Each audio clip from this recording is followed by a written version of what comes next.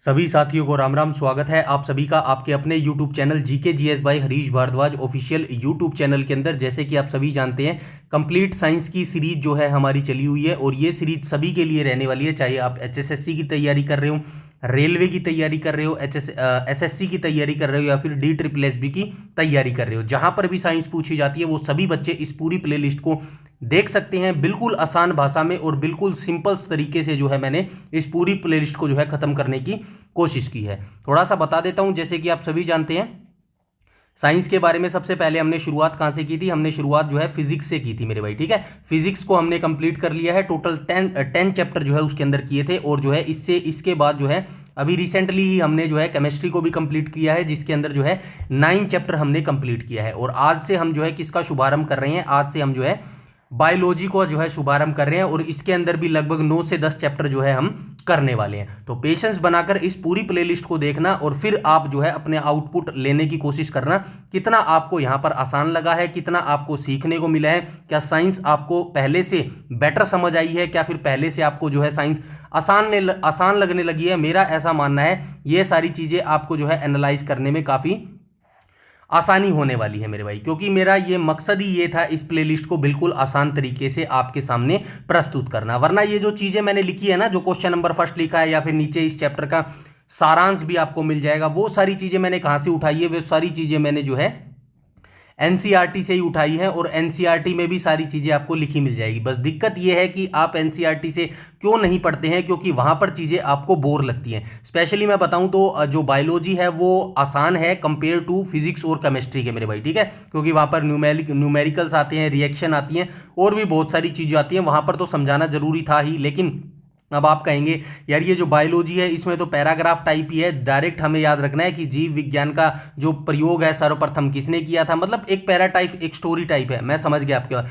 लेकिन ये सारी चीज़ें तो मेरे भाई एनसीईआरटी में भी लिख रखी हैं। फिर आप आज तक आपने उन चीज़ों को क्यों नहीं किया अच्छे से? तो इसलिए नहीं किया क्योंकि वो सारी चीज़ें एक पैराग्राफ टाइप है, इसीलिए आपको वो चीज़ें बोरिंग लगती है। लॉन्ग टाइम तक जो है आप वहाँ पर नहीं बैठ सकते, मतलब एनसीईआरटी की किताब लेकर ज़्यादा लंबे समय तक आप नहीं पढ़ सकते। तो इन्हीं चीज़ों को आसान बनाने के लिए, इंटरेस्टिंग बनाने के लिए जो है मैं चीज़ों को थोड़ा सा ईजी करके लेके आया हूँ। मतलब शब्द तो एक ही मिलेगा, जैसे कि आपको शब्द क्या मिलेगा? बायोलॉजी मिलेगा मेरे भाई। ठीक है, क्या मिलेगा? बायोलॉजी मिलेगा। अब डायरेक्ट क्वेश्चन पूछा जाएगा, LOGY आता है ना, तो डायरेक्ट क्वेश्चन पूछा जाएगा भाई बायोस का मतलब क्या होता है, ये होता है। लेकिन यहाँ पर मैंने आसान करने के लिए इन दोनों शब्दों को जो है अलग अलग तोड़ दिया है और अलग अलग मतलब बताया है। बायो का मतलब क्या होता है? तो बायो का मतलब आप सभी को पता है, लाइफ होता है मेरे भाई। ठीक है, बायो का मतलब होता है लाइफ और लॉजी का मतलब क्या होता है? लॉजी का मतलब मेरे भाई स्टडी होता है मेरे भाई। ऐसे चीजें हम करते हुए चलेंगे, छोटी छोटी चीजों को जो है तोड़ते हुए चलेंगे, ताकि चीजें आपकी इंटरेस्टिंग भी बनी रहे और आपको समझ भी आता रहे। इसीलिए वीडियोस थोड़ी लंबी सी हो रही हैं, लेकिन मेरा ऐसा मानना है जो इन वीडियोस को कंप्लीट देख लेगा ना, यकीन मानना आउटपुट आपको अपने तरीके से मिलने वाला है आपके एग्जाम में मेरे भाई। ठीक है, तो आज से हम जो है बायोलॉजी स्टार्ट करने वाले हैं मेरे भाई, तो पेशेंस बना के रखिएगा। सारी चीज मैं यहां पर आपको देने वाला हूं, जैसे कि मैंने आपसे वादा किया था। मेरा जो ये फ्री बैच चल रहा है ना, जिसको मैंने नाम क्या दिया है? मिशन 60 मार्क्स जो है मैंने इसको नाम दिया है मेरे भाई। ठीक है, मिशन 60 मार्क्स जो है मैंने इसको नाम दिया है। और ये स्पेशली किसके लिए चल रहा है? ये स्पेशली तो वह चल रहा है CET मेंस के लिए चल रहा है। ठीक है, हरियाणा पुलिस के लिए चल रहा है और ग्रुप डी के लिए चल रहा है मेरे भाई। ठीक है, ग्रुप डी 2026 के लिए चल रहा है। लेकिन हरियाणा जीके को छोड़कर बाकी जितने भी प्लेलिस्ट के अंदर आपको प्लेलिस्ट मिलेगी, जैसे कि एग्रीकल्चर की भी आपको प्लेलिस्ट मिलेगी, कंप्यूटर की भी आपको प्लेलिस्ट मिलेगी, इंडिया जीके की आपको प्लेलिस्ट मिलेगी।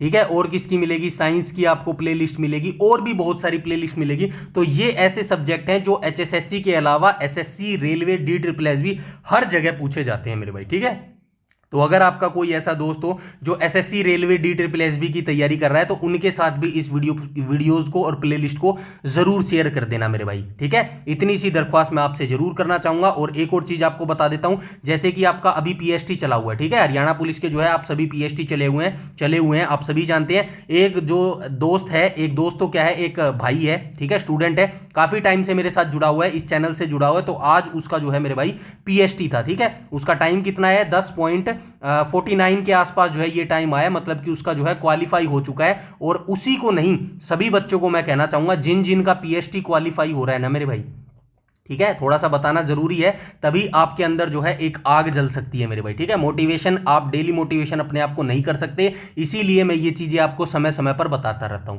तो जिन भी बच्चों का पीएचडी और जिन भी बच्चों का पीएचडी कंप्लीट होता जा रहा है ना सक्सेसफुली, जो है आप लिखित परीक्षा के लिए एलिजिबल होते जा रहे हो, तो एक दिन का, उस दिन का गैप जरूर ले लेना, लेकिन अगले दिन से, ठीक है, अगले दिन से आपको किस में जुट जाना है, अपनी लिखित परीक्षा में जुट जाना है मेरे भाई, ठीक है, लिखित परीक्षा में जुट जाना है, क्योंकि यही वो कड़ी है, अंतिम कड़ी मेरे भाई, ठीक है। लिखित परीक्षा ही वो अंतिम कड़ी है जहां से आपका नाम आपको फाइनल मेरिट लिस्ट में देखने को मिलेगा मेरे भाई, ठीक है, फाइनल मेरिट लिस्ट में देखने को मिलेगा। और यकीन मानना, वो जो अभी आपकी रेस है ना, ये पीएचडी तो आपने कंप्लीट कर लिया है, लेकिन जो हरियाणा पुलिस की रेस में आप दौड़ रहे हो ना, ये अभी 50% ही काम हुआ है, 50% आपका लिखित परीक्षा को कंप्लीट करके होने वाला है मेरे भाई। और यकीन मानना, लिखित परीक्षा इतनी आसान नहीं होने वाली है, बहुत सारे इंटेलिजेंट बच्चे बैठे हैं मेरे भाई इस लिखित परीक्षा में।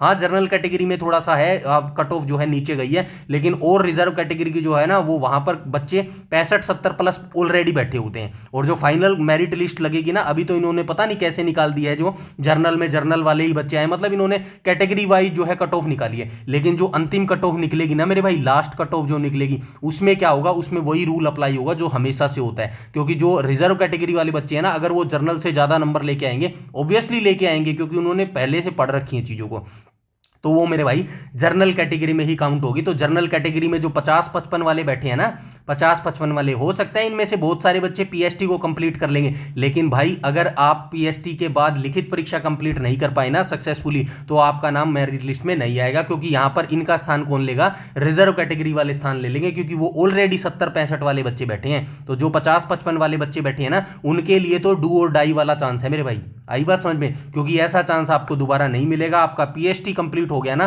तो ये मान के चलो आपको बिना टाइम वेस्ट किए अपनी लिखित परीक्षा में जी जान लगा देनी है। और मेरा ये मानना है कि आपके पास मिनिमम 60 दिन है मेरे भाई, ठीक है, मिनिमम 60 डेज हैं आपके पास लिखित परीक्षा के लिए मेरे भाई, ठीक है, रिटन एग्जाम के लिए। थोड़ा सा आपको बता देता हूं, तभी आप समझ पाओगे कितना ये सीरियस मैटर है मेरे भाई। 60 दिन है, और 60 दिन के अंदर आप कितना सिलेबस आप पूरा नहीं कर सकते, फिर भी मैं आपको बता देता हूं।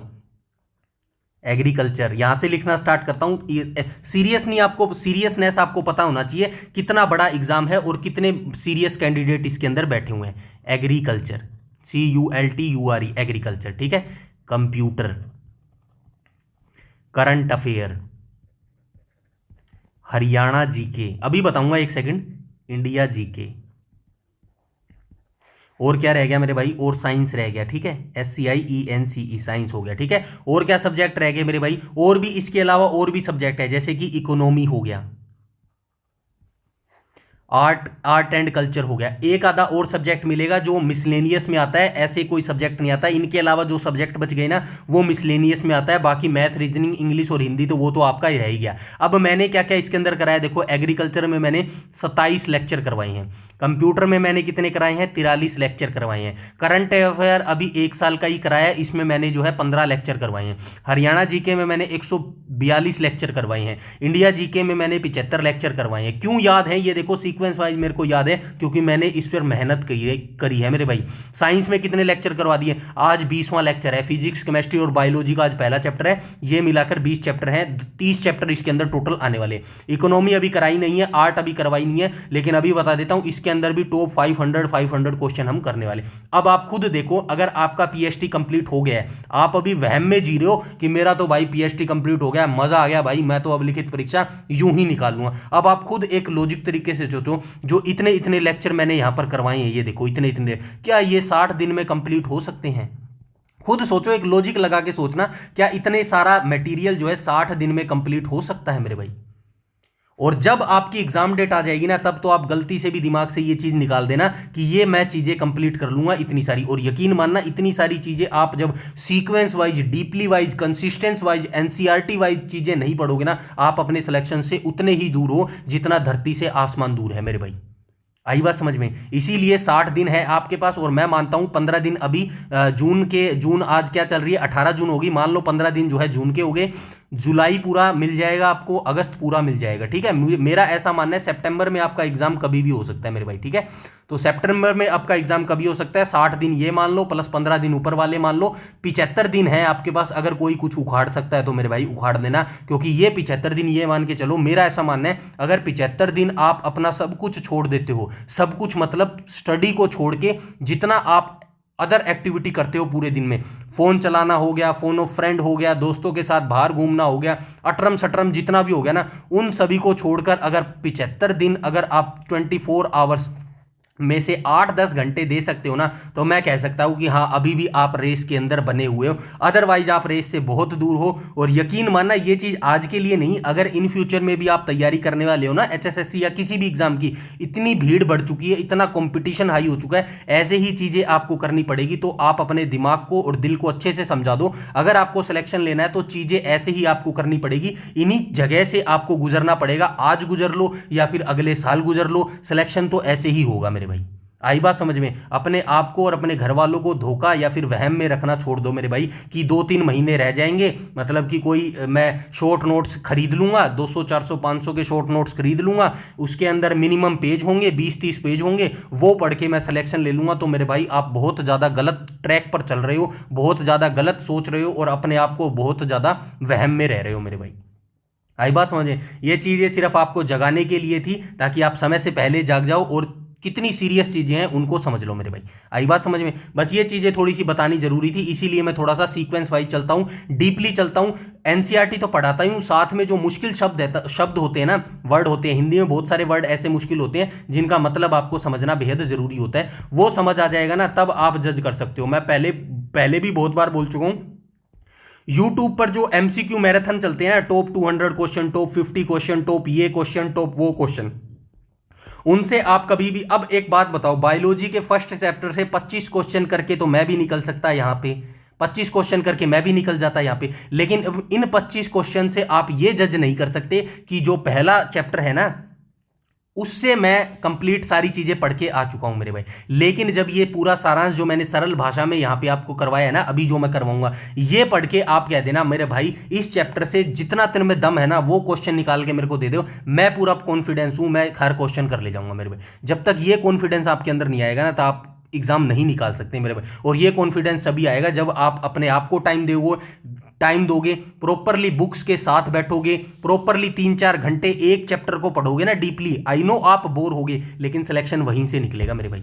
आई बात समझ में? तो पहले हम और चैप्टर्स की तरह जो है एमसीक्यू बाद में करेंगे, तो हम इस चैप्टर का जो है सारांश देख लेते हैं, मेन चैप्टर में क्या लिखा गया। आई नो ये जो डेफिनेशन यहाँ पे लिखी गई है ना, जीव विज्ञान शब्द ग्रीक भाषा के 2 शब्द बायोस तथा लोगोस से मिलकर बना है। इसका सबसे पहला प्रयोग 1801 में लेमार्क और ट्रेविनिस ने किया था। ये लाइन आपको एनसीईआरटी में भी मिल जाएगी मेरे भाई। मैंने कोई ऐसी किताब नहीं उठाई जो मेरे पास है आपके पास नहीं है मेरे भाई, मैंने भी वही किताब उठाई है जो आपके पास किताब है मेरे भाई। एनसीईआरटी में आपको यही लाइन देखने को मिल जाएगी, लेकिन वहां पर आपको ये डेफिनेशन पैराग्राफ टाइप में मिलेगा जहां पर आपको पढ़ना बोरिंग लगता है। अब इसी को मैंने सिंपल सा, आसान, इंटरेस्टिंग बनाने के लिए ऐसा 2 लाइनों को 4 लाइन में लिख दिया, सिर्फ आपका इंटरेस्ट बना रहे ताकि आपको पूरा चैप्टर आसानी से समझ आए मेरे भाई।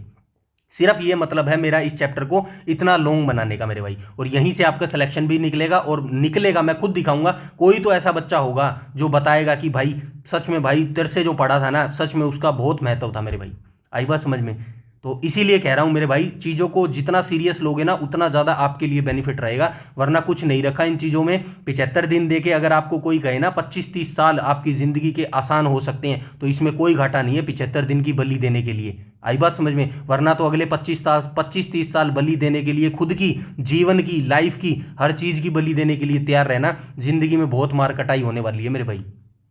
आई बात समझ में? घिसी पिटी 10-12 हज़ार की ज़िंदगी जीने के लिए आप फ्रीडम हो, कहीं भी कर सकते हो मेरे भाई, और उसकी भी कोई श्योरिटी नहीं है कब कहाँ से आपको निकाल देंगे, कोई पता नहीं है मेरे भाई। फिर सारी ज़िंदगी फ्रस्ट्रेट होते रहोगे।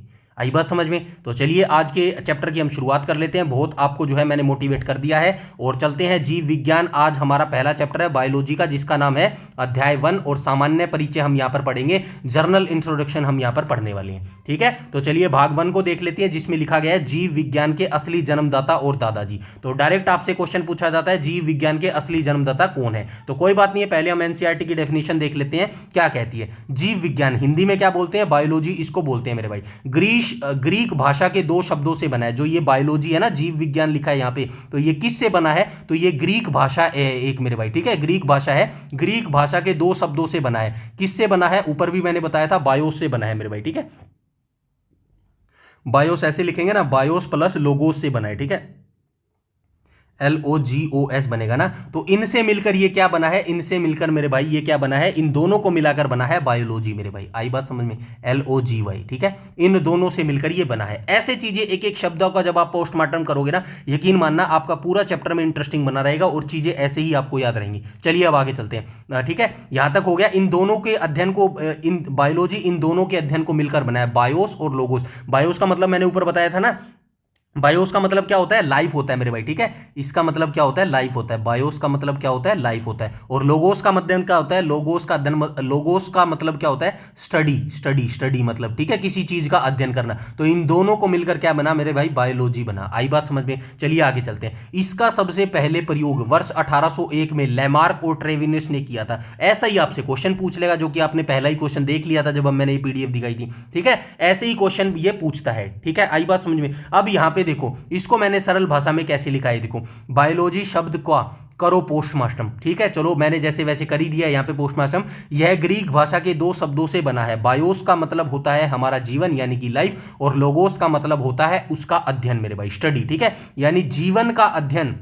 जो हमारी लाइफ है ना, हमारी लाइफ, लाइफ को क्या बोलते हैं? जीवन ही तो बोलते हैं। इसके अध्ययन को बायोलॉजी बोला जाता है। सिंपल सी बात है। अब एग्जाम का सीधा फैक्ट सुनो। इस शब्द का सबसे पहले सन 1801 में 2 वैज्ञानिकों ने मिलकर उछाला था मेरे भाई, ठीक है, जिनका नाम क्या था? लैमार्क और ट्रेविनस थे मेरे भाई। आई बात समझ में? क्वेश्चन आपसे कैसे पूछेगा? क्वेश्चन आपसे ऐसे ही पूछेगा, बायोलॉजी शब्द का सबसे पहला प्रयोग किस वर्ष किया गया था? तो आप बताएंगे 1801 में सबसे पहले जो है बायोलॉजी शब्द का उपयोग किया गया था। किन 2 वैज्ञानिकों ने किया था? तो आप नाम बताएंगे, लैमार्क और ट्रेविनस ने जो है इनका उपयोग किया था, ठीक है। ऐसे जो है हम पूरी बायोलॉजी को पढ़ने वाले हैं। आई नो ये थोड़ा सा लंबा हो सकता है, लेकिन यकीन मानना ये आपके सिलेक्शन के लिए बिल्कुल सटीक है मेरे भाई।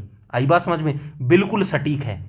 और मैं तो ये कह रहा हूं, मैं तो इतना कह रहा हूं, यहां से पढ़ने के बाद बिल्कुल आप ऐसा मत सोचना कि मेरा काम खत्म हो गया। जैसे आपका काम खत्म लिखित परीक्षा के बाद होगा ना, ऐसा ही मेरा काम भी खत्म मेरे भाई आपकी लिखित परीक्षा के बाद ही होने वाला है। ये मत समझना कि मैंने साइंस सीरीज करा दी तो काम मेरा खत्म हो गया ना। अभी मैंने कितनी प्लेलिस्ट आपको दिखाई थी। एग्रीकल्चर में कंप्लीट करवा चुका हूं, नेशनल करंट अफेयर हालांकि 1 साल का कराया है, हरियाणा जीके कंप्लीट करवा चुका हूं, इंडिया जीके कंप्लीट करवा चुका हूं, कंप्यूटर कंप्लीट करवा चुका हूं। इसका मतलब ये नहीं है कि ये प्लेलिस्ट खत्म हो गई है, बिल्कुल नहीं। ये हमारा एक फ्री बैच चल रहा है मेरे भाई, ठीक है। ये हमारा क्या चल रहा है? बिल्कुल फ्री बैच चल रहा है, जिसके अंदर मैं 60 मार्क्स की आपको तैयारी करवा रहा हूं। अभी तो ये हमारा क्या चल रहा है? सिलेबस चल रहा है, ठीक है। ये क्या चल रहा है? सिलेबस चल रहा है, जिसमें मैंने बिल्कुल आसान भाषा में आपको हर चीज करवाई है। जैसे ही आपकी एग्जाम डेट आ जाएगी ना, तो अभी भी हम क्वेश्चन ही तो कर रहे हैं। हर चैप्टर से आपने देखा है 25-25, 30-30 क्वेश्चन भी हमने किए, लेकिन एक बार और हम इसका जो है करेंगे। क्या करेंगे? जैसे ही आपकी एग्जाम डेट आ जाएगी ना, फिर हम क्या करेंगे? फिर हम सिर्फ जो है प्रैक्टिस सेट लगाएंगे मेरे भाई, ठीक है।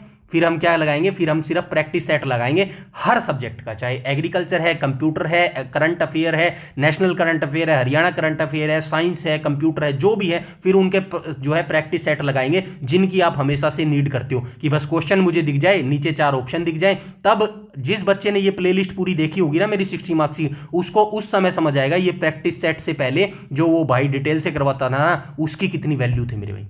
आई बात समझ में? चलिए आगे चलते हैं मेरे भाई, ठीक है। और तो बस आपको यही याद रखना है, यहां से क्वेश्चन यही पूछेगा मेरे भाई कि बायोलॉजी शब्द का सबसे पहले प्रयोग 1801 में लैमार्क और ट्रेविनस ने किया था मेरे भाई। उसके बाद जो है आपको ये याद रखना है, जीव विज्ञान और जंतु विज्ञान के जनक किसको कहा जाता है? अरस्तु को बोला जाता है मेरे भाई, ठीक है। नीचे आपको दिख जाएगा, चलो यहां से देख लेते हैं, कोई दिक्कत नहीं है, ठीक है। बायोलॉजी के असली पितामह, ठीक है, महाभारत में देखा था ना पितामह कौन थे?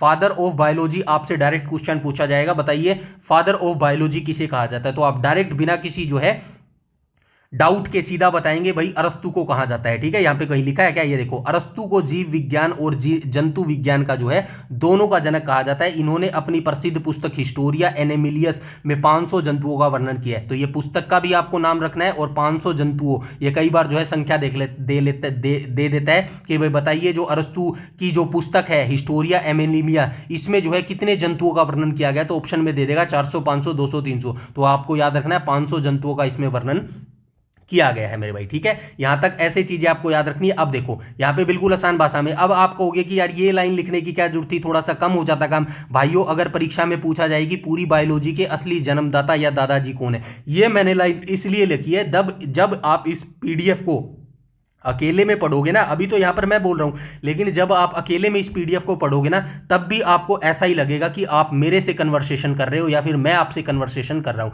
जब दो आपस में बातचीत करते हैं ना, तो वो चीजें इंटरेस्टिंग हो जाती हैं और लॉन्ग टाइम तक याद रहती हैं। आई बात समझ में? तो चलिए आगे देख लेते हैं। डायरेक्ट आपसे पूछा जाएगा बायोलॉजी का असली जन्मदाता या फिर दादाजी कौन है, तो आप आंख बंद करके अरस्तु का नाम लेंगे मेरे भाई। आई बात समझ में? अरस्तु ने ही सबसे पहले जीवों के ध्यान से समझा था मेरे भाई। ठीक है, अरस्तु ने ही सबसे पहले जीवों को ध्यान से समझा था।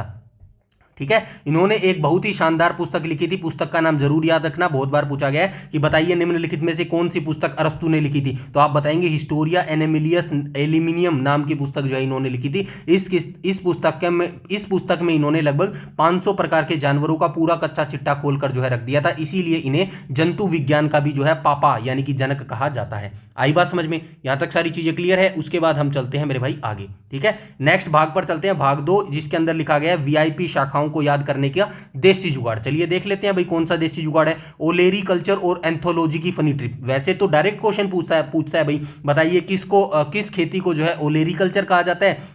आपको पता है वैसे भी डायरेक्ट ऐसी टेबल आपको दिख जाती है, शॉर्ट नोट्स देख लेना या फिर आप एनसीईआरटी की पुस्तक देख लेना, आपको कैसी एक टेबल मिल जाएगी, ऐसी एक टेबल मिल जाएगी। यहाँ पे जो है सब्जियों का वर्गीकरण यानी कि यहाँ पे जो है सब्जी, यहाँ पे जो है लिखा मिलेगा ओलेरी कल्चर या फिर फुलेरी कल्चर, एंथोपोलॉजी सारी, और यहाँ पे लिखा मिलेगा किसका अध्ययन किया जा रहा है, उसके अध्ययन को जो है क्या कहा जाता है। ऐसी टेबल मैं भी दे सकता था, लेकिन बहुत सारे शब्द जो होते हैं ना वो कॉमन होते हैं जहां पर आप डाउटफुल क्रिएट हो जाते हो, इसीलिए थोड़ा सा हम इसको अच्छे तरीके से समझेंगे। अब यहाँ पे क्या लिखा गया, ओलेरी कल्चर और एंथोलॉजी। अब इसको याद कैसे करोगे, देखो सब्जियों की कृषि का अध्ययन ओलेरी कल्चर और पुष्पों फूलों का अध्ययन एंथोलॉजी कहलाता है। वनस्पति विज्ञान के जनक कौन है, थियोफोर्ड। ये 3 क्वेश्चन बन गए हैं मेरे भाई। पहला क्वेश्चन ये सब्जी के अध्ययन को क्या कहा जाता है, दूसरा फूलों के अध्ययन को क्या कहा जाता है, और तीसरा वनस्पति विज्ञान का जनक किसे कहा जाता है। ऐसे 3 क्वेश्चन आपको डायरेक्टली एनसीईआरटी में मिल जाएंगे और एग्जामिनर भी यही पूछता है। लेकिन दिक्कत यह है कि आप याद इनको लॉन्ग टाइम तक कैसे रखोगे, ऐसे रखोगे, ये देखो।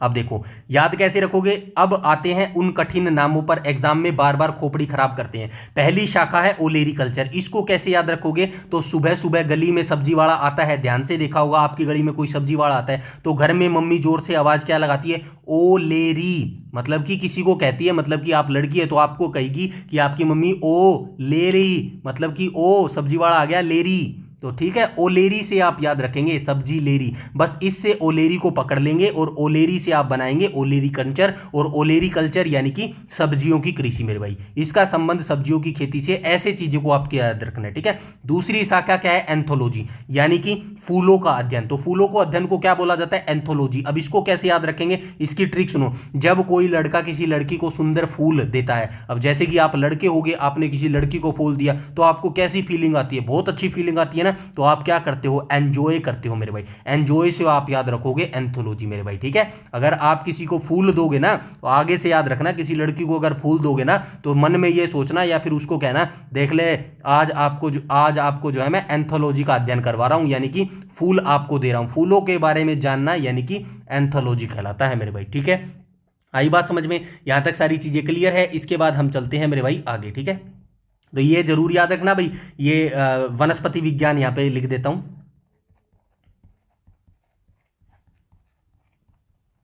ठीक है, वनस्पति विज्ञान के जनक, वैसे तो ऊपर लिख जाएगा, आपको सारी चीजें मिल जाएंगी। ठीक है ना, थियोफ्रोस्ट को बोला जाता है। ठीक है,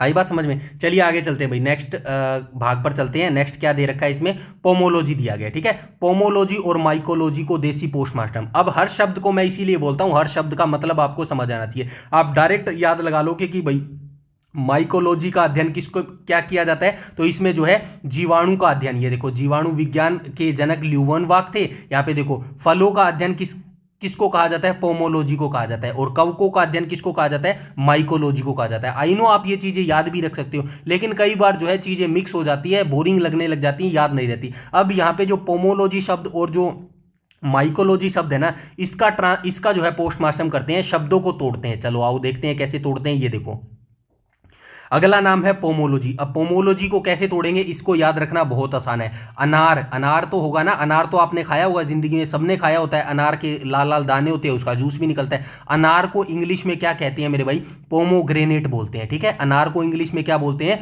पोमोग्रेनेट बोलते हैं। बस इसी पोमोग्रेनेट से आपको याद रखना है, अनार क्या है, एक फल है मेरे भाई। अनार क्या है, एक फल ही तो है। तो पोमो यानी कि फलों का अध्ययन, सीधी सी बात है। पोमो से आप याद रखेंगे फलों का अध्ययन, ठीक है। अनार को इंग्लिश में क्या बोलते हैं, पोमोग्रेट बोलते हैं। इसी पोमोग्रेट से आप क्या याद रखेंगे, अनार क्या है, फल, तो फलों के अध्ययन को क्या बोला जाता है, पोमोग्रेट बोला जाता है। आई बात समझ में। आगे चलते हैं, इसके बाद माइकोलॉजी को देख लेते हैं, यानी कि कवक या फंगस के अध्ययन को क्या बोला जाता है, माइकोलॉजी बोला जाता है। अब इस माइकोलॉजी शब्द को तोड़ लेते हैं। कैसे तोड़ेंगे, तो नीचे देखो माइकोलॉजी को, इसकी फनी ट्रिक सुनो। हमारे घर में आपने देखा होगा, आपके घर में भी कई बार फंगस या फफूंद लग जाती है मेरे भाई, तो हम अपनी मम्मी से क्या कहते हैं, माई। माई शब्द आपने सुना होगा। वैसे अपने हरियाणा में तो मेरे भाई माई शब्द ज़्यादा यूज़ किया जाता है, लेकिन मोस्टली कई जगह आपने देखा होगा माई भी बोला जाता है। माई सुना है ना, माई, तो माई को मम्मी ही बोला जाता है। कोने में फंगस लग गई, माई कोने में फंगस लग गई, तो माई से क्या बन गया, माइकोलॉजी। फंगस से क्या बन गया, फफूंद या फंगस को, बस बन गया। आई बात समझ में। समझ तो आ रहा होगा ना आपको, आई थिंक आपको समझ आ रहा होगा मेरे भाई, ठीक है। तो ये चीजें आसान ऐसी ही की गई है मेरे भाई, ठीक है। चलिए आगे चलते हैं, पॉइंट नंबर 5 को देख लेते हैं, ठीक है। सेरीकल्चर और पीसी कल्चर को भी देख लेते हैं, ठीक है। सेरीकल्चर और पीसी कल्चर को, पीसी कल्चर वैसे सबको बचा है, मछलियों के पालन को पीसी कल्चर बोला जाता है, सेरीकल्चर का भी आपको पता है, लेकिन इन शब्दों को थोड़ा सा तोड़ते हैं, ठीक है। रेशम कीट पालन का अध्ययन क्या कहलाता है, सेरीकल्चर कहलाता है, आप सभी को पता है। मछली पालन का अध्ययन पीसी कल्चर कहलाता है, सीधी सी बात है। और कोशिका विज्ञान के जनक कौन है, रॉबर्ट हुक है मेरे भाई। आई बात समझ में। ये डायरेक्ट क्वेश्चन पूछता है, बस आपको याद करवाने का और आपका इंटरेस्ट बना रहे पूरे चैप्टर में, सिर्फ इसीलिए ये चीजें की गई है मेरे भाई, ठीक है। तो चलिए आगे चलते हैं मेरे भाई, देख लेते हैं।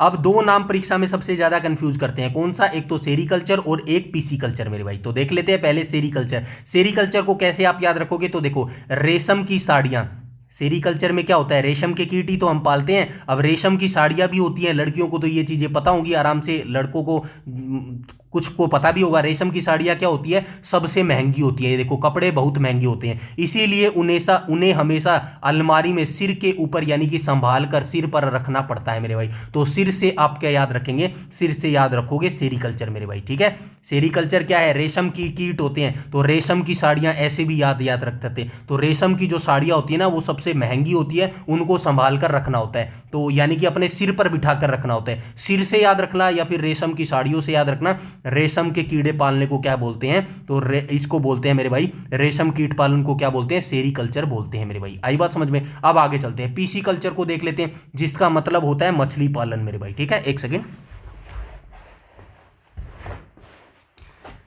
ठीक है। तो यहाँ पे अब आते हैं मछली पालन पर। तो पीसी कल्चर क्या होता है, जिसका मतलब होता है मछली पालन। इसकी ट्रिक सुनो, मछली को पकाने से पहले, कुछ लोग नॉन वेज भी खाते हैं, जाहिर सी बात है भाई खाते हैं, भारत में भी बहुत सारे लोग खाते हैं। तो मछली जो वो बनाते हैं ना, पकाते हैं, तो उससे मिक्सी में मसाले पीस कर लगाते हैं। आपने देखा होगा, चलो मछली को छोड़ दो एक बार के लिए, आप ऐसा समझो हम क्या बना रहे हैं, हम शाही पनीर बना रहे हैं, ठीक है। ऐसे ही लिखते हैं ना शाही पनीर, ठीक है। ऐसे समझो, मछली को एक बार छोड़ दो, ठीक है। शाही पनीर बना रहे हैं। अब शाही पनीर कैसे बनता है, शाही पनीर कितना मस्त होता है, मेरा फेवरेट है, आपका भी फेवरेट होगा आई थिंक, ठीक है। तो इसको हम लजीज कैसे बनाते हैं, ऐसे थोड़ी बनाते हैं कि बस पनीर काटा और उसमें जो है मसाले मसूले घेर दिए और बस प्याज टमाटर घेर दिया और बन गया। ऐसे थोड़ी बनता है। उसके मसाले सबसे पहले हम क्या करते हैं, प्याज हो गया, टमाटर हो गया, लहसुन हो गया, इन सबको हम क्या करते हैं, मिक्सी जो होती है ना हमारी मिक्सी होती है, उसमें पीस लेते हैं मेरे भाई। ठीक है, पीस लेते हैं और पीस करके क्या बना लेते हैं, ग्रेवी बना लेते हैं। ठीक है, ग्रेवी बना लेते हैं। उसके बाद जो है पनीर के जो टुकड़े होते हैं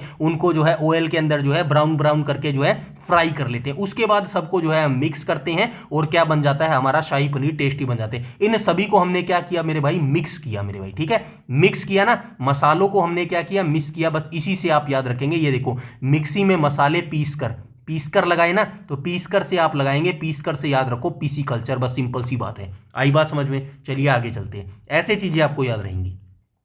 चलिए आगे चलते हैं, भाग नंबर 3 को देख लेते हैं, डॉक्टर वाले भारी भरकम शब्द। तो देख लेते हैं, एक तो हिमेटोलॉजी होता है और एक कार्डियोलॉजी होता है। ठीक है, तो देख लेते हैं, हिमेटोलॉजी और कार्डियोलॉजी का भी जो है पोस्टमार्टम कर लेते हैं। रक्त का अध्ययन, रक्त यानी कि हमारे खून की बात कर रहा है। ठीक है, तो खून की अगर हम स्टडी करते हैं तो उसको क्या बोला जाता है, हिमेटोलॉजी बोला जाता है। और हृदय जो हमारा दिल है, इसके अध्ययन को कार्डियोलॉजी कहलाता है। चिकित्सा शास्त्र के जनक कौन है, हिपोक्रेट्स बोलते हैं मेरे भाई। ठीक है, तो ये क्वेश्चन तीन क्वेश्चन बन रहे हैं एनसीईआरटी की लाइन से, 1 2 और 3। बस इनको मैंने तोड़कर थोड़ा सा सिंप्लीफाई कर दिया है मेरे भाई। ठीक है, तो चलिए आइए देख लेते हैं, इनको सरल भाषा में तोड़ते हैं एक एक करके। अब 2 शब्द आपके खुद के शरीर से जुड़े हैं। एक तो होता है जब हम बीमार होते हैं और डॉक्टर के पास खून की जांच कराने जाते हैं। ठीक है, फॉर एग्जाम्पल अब ये तो नॉर्मल सी चीज है, अगर थोड़ा सा बुखार होता है तो हम 1 या 2 दिन में ठीक हो जाते हैं। अगर हमारा बुखार 5 से 6 दिन में ठीक नहीं होता है तो डॉक्टर क्या कहता है, डॉक्टर कहता है ना कि भाई पहले खून की जांच करा ले मेरे भाई। ठीक है, तो उसी खून की जांच कराते हैं तो लैब की रिपोर्ट के सबसे ऊपर बड़े बड़े अक्षरों में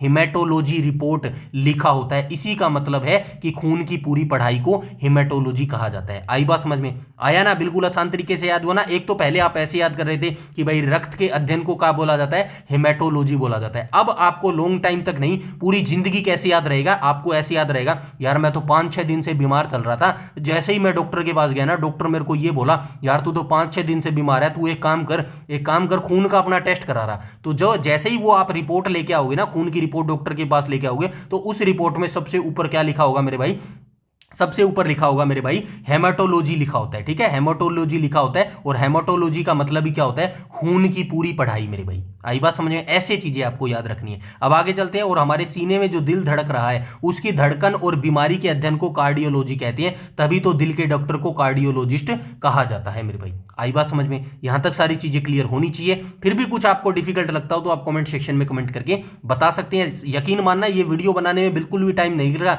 मैं तो वही पढ़ रहा हूं ना जो यहां पर लिखा हुआ है। मैंने एक्स्ट्रा तो कुछ नहीं आपको बताया ना, लेकिन यकीन मानना ये जो पीडीएफ बनी है ना, पीडीएफ कहां पर बनी है, ये बैक एंड में बनी है, जो आपको नहीं दिखाई दिया। बैक एंड कैसे लिखेंगे, ऐसे लिखेंगे, बैक एंड में बनी है, जिसकी आपको मेहनत दिखाई नहीं दी। और यकीन मानना 5 से 6 घंटे लग गए इस पीडीएफ को कंप्लीट करने में मेरे भाई। आई बात समझ में? आपको तो सिर्फ ये पीडीएफ दिख रही हुई, यहाँ पे एनसीईआरटी लिख दिया, यहाँ पे सरल भाषा लिख दिया, लेकिन मेरे भाई जो मेहनत लगी है ना, वो बैकएंड में लगी है, इस पीडीएफ को तैयार करने में लगी है मेरे भाई। और यही मेहनत जो है आज आप कर रहे हो अपनी सिलेक्शन के लिए। ये जो दुनिया है ना, दुनिया वो सिर्फ एक रात की आपकी जो है आउटपुट देखती है, आपका सिलेक्शन लिस्ट में नाम आया या नहीं ये देखती है। पीछे जितनी रातें आपने काली की है ना, वो कोई नहीं देखना चाहता मेरे भाई। तो आपके मन में भी आगे से कभी ये माइंड में आए ना, यार उसके पास तो इतना बड़ा घर है, उसके पास इतनी बड़ी गाड़ी है, वो सरकारी नौकरी लगा हुआ है, उसके पास तो ये है, मेरे पास नहीं है, तो इस चीज को कभी भी ऐसे कंपेयर मत करना। ऐसे कंपेयर करना कि मेरे भाई उसने अपने कितनी चीजों का बलिदान किया होगा, ये सोचने की कोशिश करना मेरे भाई। तब चीजें आपको अच्छे तरीके से समझ आएंगी, वरना जिंदगी भर फ्रस्ट्रेट ही रहोगे मेरे भाई। ठीक है, तो चलिए आगे चलते हैं मेरे भाई, आगे देख लेते हैं पॉइंट नंबर 7, न्यूरोलॉजी और इम्यूनोलॉजी का सच देख लेते हैं मेरे भाई। ठीक है, तो चलिए एनसीईआरटी का पॉइंट क्या बोलता है, तंत्रिका तंत्र और मस्तिष्क का अध्ययन क्या कहलाता है, न्यूरोलॉजी कहलाता है। पहला क्वेश्चन बन गया। दूसरा क्वेश्चन, शरीर की रोग प्रतिरोधक क्षमता का अध्ययन इम्यूनोलॉजी कहलाता है, जिसके जनक एडवर्ड जेनर है मेरे भाई। यहां पर भी 3 क्वेश्चन बन रहे हैं मेरे भाई। ठीक है, तो चलिए आइए इसको भी देख लेते हैं एक एक करके। तो यहाँ पे क्या बोल रहा है, यहाँ पे ये सीधा कह रहा है मेरे भाई, हमारे दिमाग और पूरी रीढ़ की हड्डी की नसों के जाल तंत्रिका तंत्र के डॉक्टर को हम न्यूरोलॉजिस्ट बोलते हैं मेरे भाई। जो हमारा दिमाग है ना, दिमाग के बारे में पूरी जानकारी लेना, कैसे काम करता है, कौन कौन सी नसें होती हैं, रीढ़ की हड्डियों की नसें होती हैं, इन सभी के डॉक्टर को हम न्यूरोलॉजिस्ट बोलते हैं मेरे भाई, ठीक है। यानी नसों की पढ़ाई मेरे भाई, ठीक है, उसको क्या बोला जाता है, न्यूरोलॉजी बोला जाता है। और जब कोरोना आया था, आप सभी जानते हैं 2020 के आसपास जो है कोरोना आया था, तब सब लोग चिल्ला रहे थे कि अपनी इम्यूनिटी बढ़ाओ, बोल रहे थे ना कि अपनी इम्यूनिटी बढ़ाओ, अपनी इम्यूनिटी बढ़ाओ। तो शरीर की इसी रोग से लड़ने वाली प्रकृति, सेना या प्रतिरोधक क्षमता की पढ़ाई को विज्ञान में इम्यूनोलॉजी कहा जाता है। आपके शरीर में जो रोगों से लड़ने की शक्ति होती है ना, उसी को इम्यूनोलॉजी बोलते हैं। जो आप अच्छा हेल्दी फूड खाते हो, ठीक है, उससे क्या बढ़ता है, आपके शरीर के अंदर इम्यूनोलॉजी बढ़ता है। और इम्यूनोलॉजी क्या होता है, जो आपके शरीर में जो एक तो अच्छे कीटाणु होते हैं, एक बुरे कीटाणु होते हैं। तो बुरे कीटाणुओं से लड़ने की जो ताकत आपके शरीर में होते हैं ना, उसी को क्या बोलते हैं, उसी को इम्यूनिटी बोलते हैं, यानी कि इम्यूनोलॉजी बोलते हैं मेरे भाई। आई बात समझ में आता है? आगे चलते हैं। और इसके जनक आप सभी जानते हैं एडवर्ड जेनर थे, जिन्हें दुनिया का पहला टीका, चेचक का टीका जो है बनाया था मेरे भाई। आई बात समझ में? यहां तक सारी चीजें जो है आई थिंक क्लियर हो गई होगी मेरे भाई, ठीक है। इसके बाद हम चलते हैं आगे भाई, नेक्स्ट पर चलते हैं, ठीक है।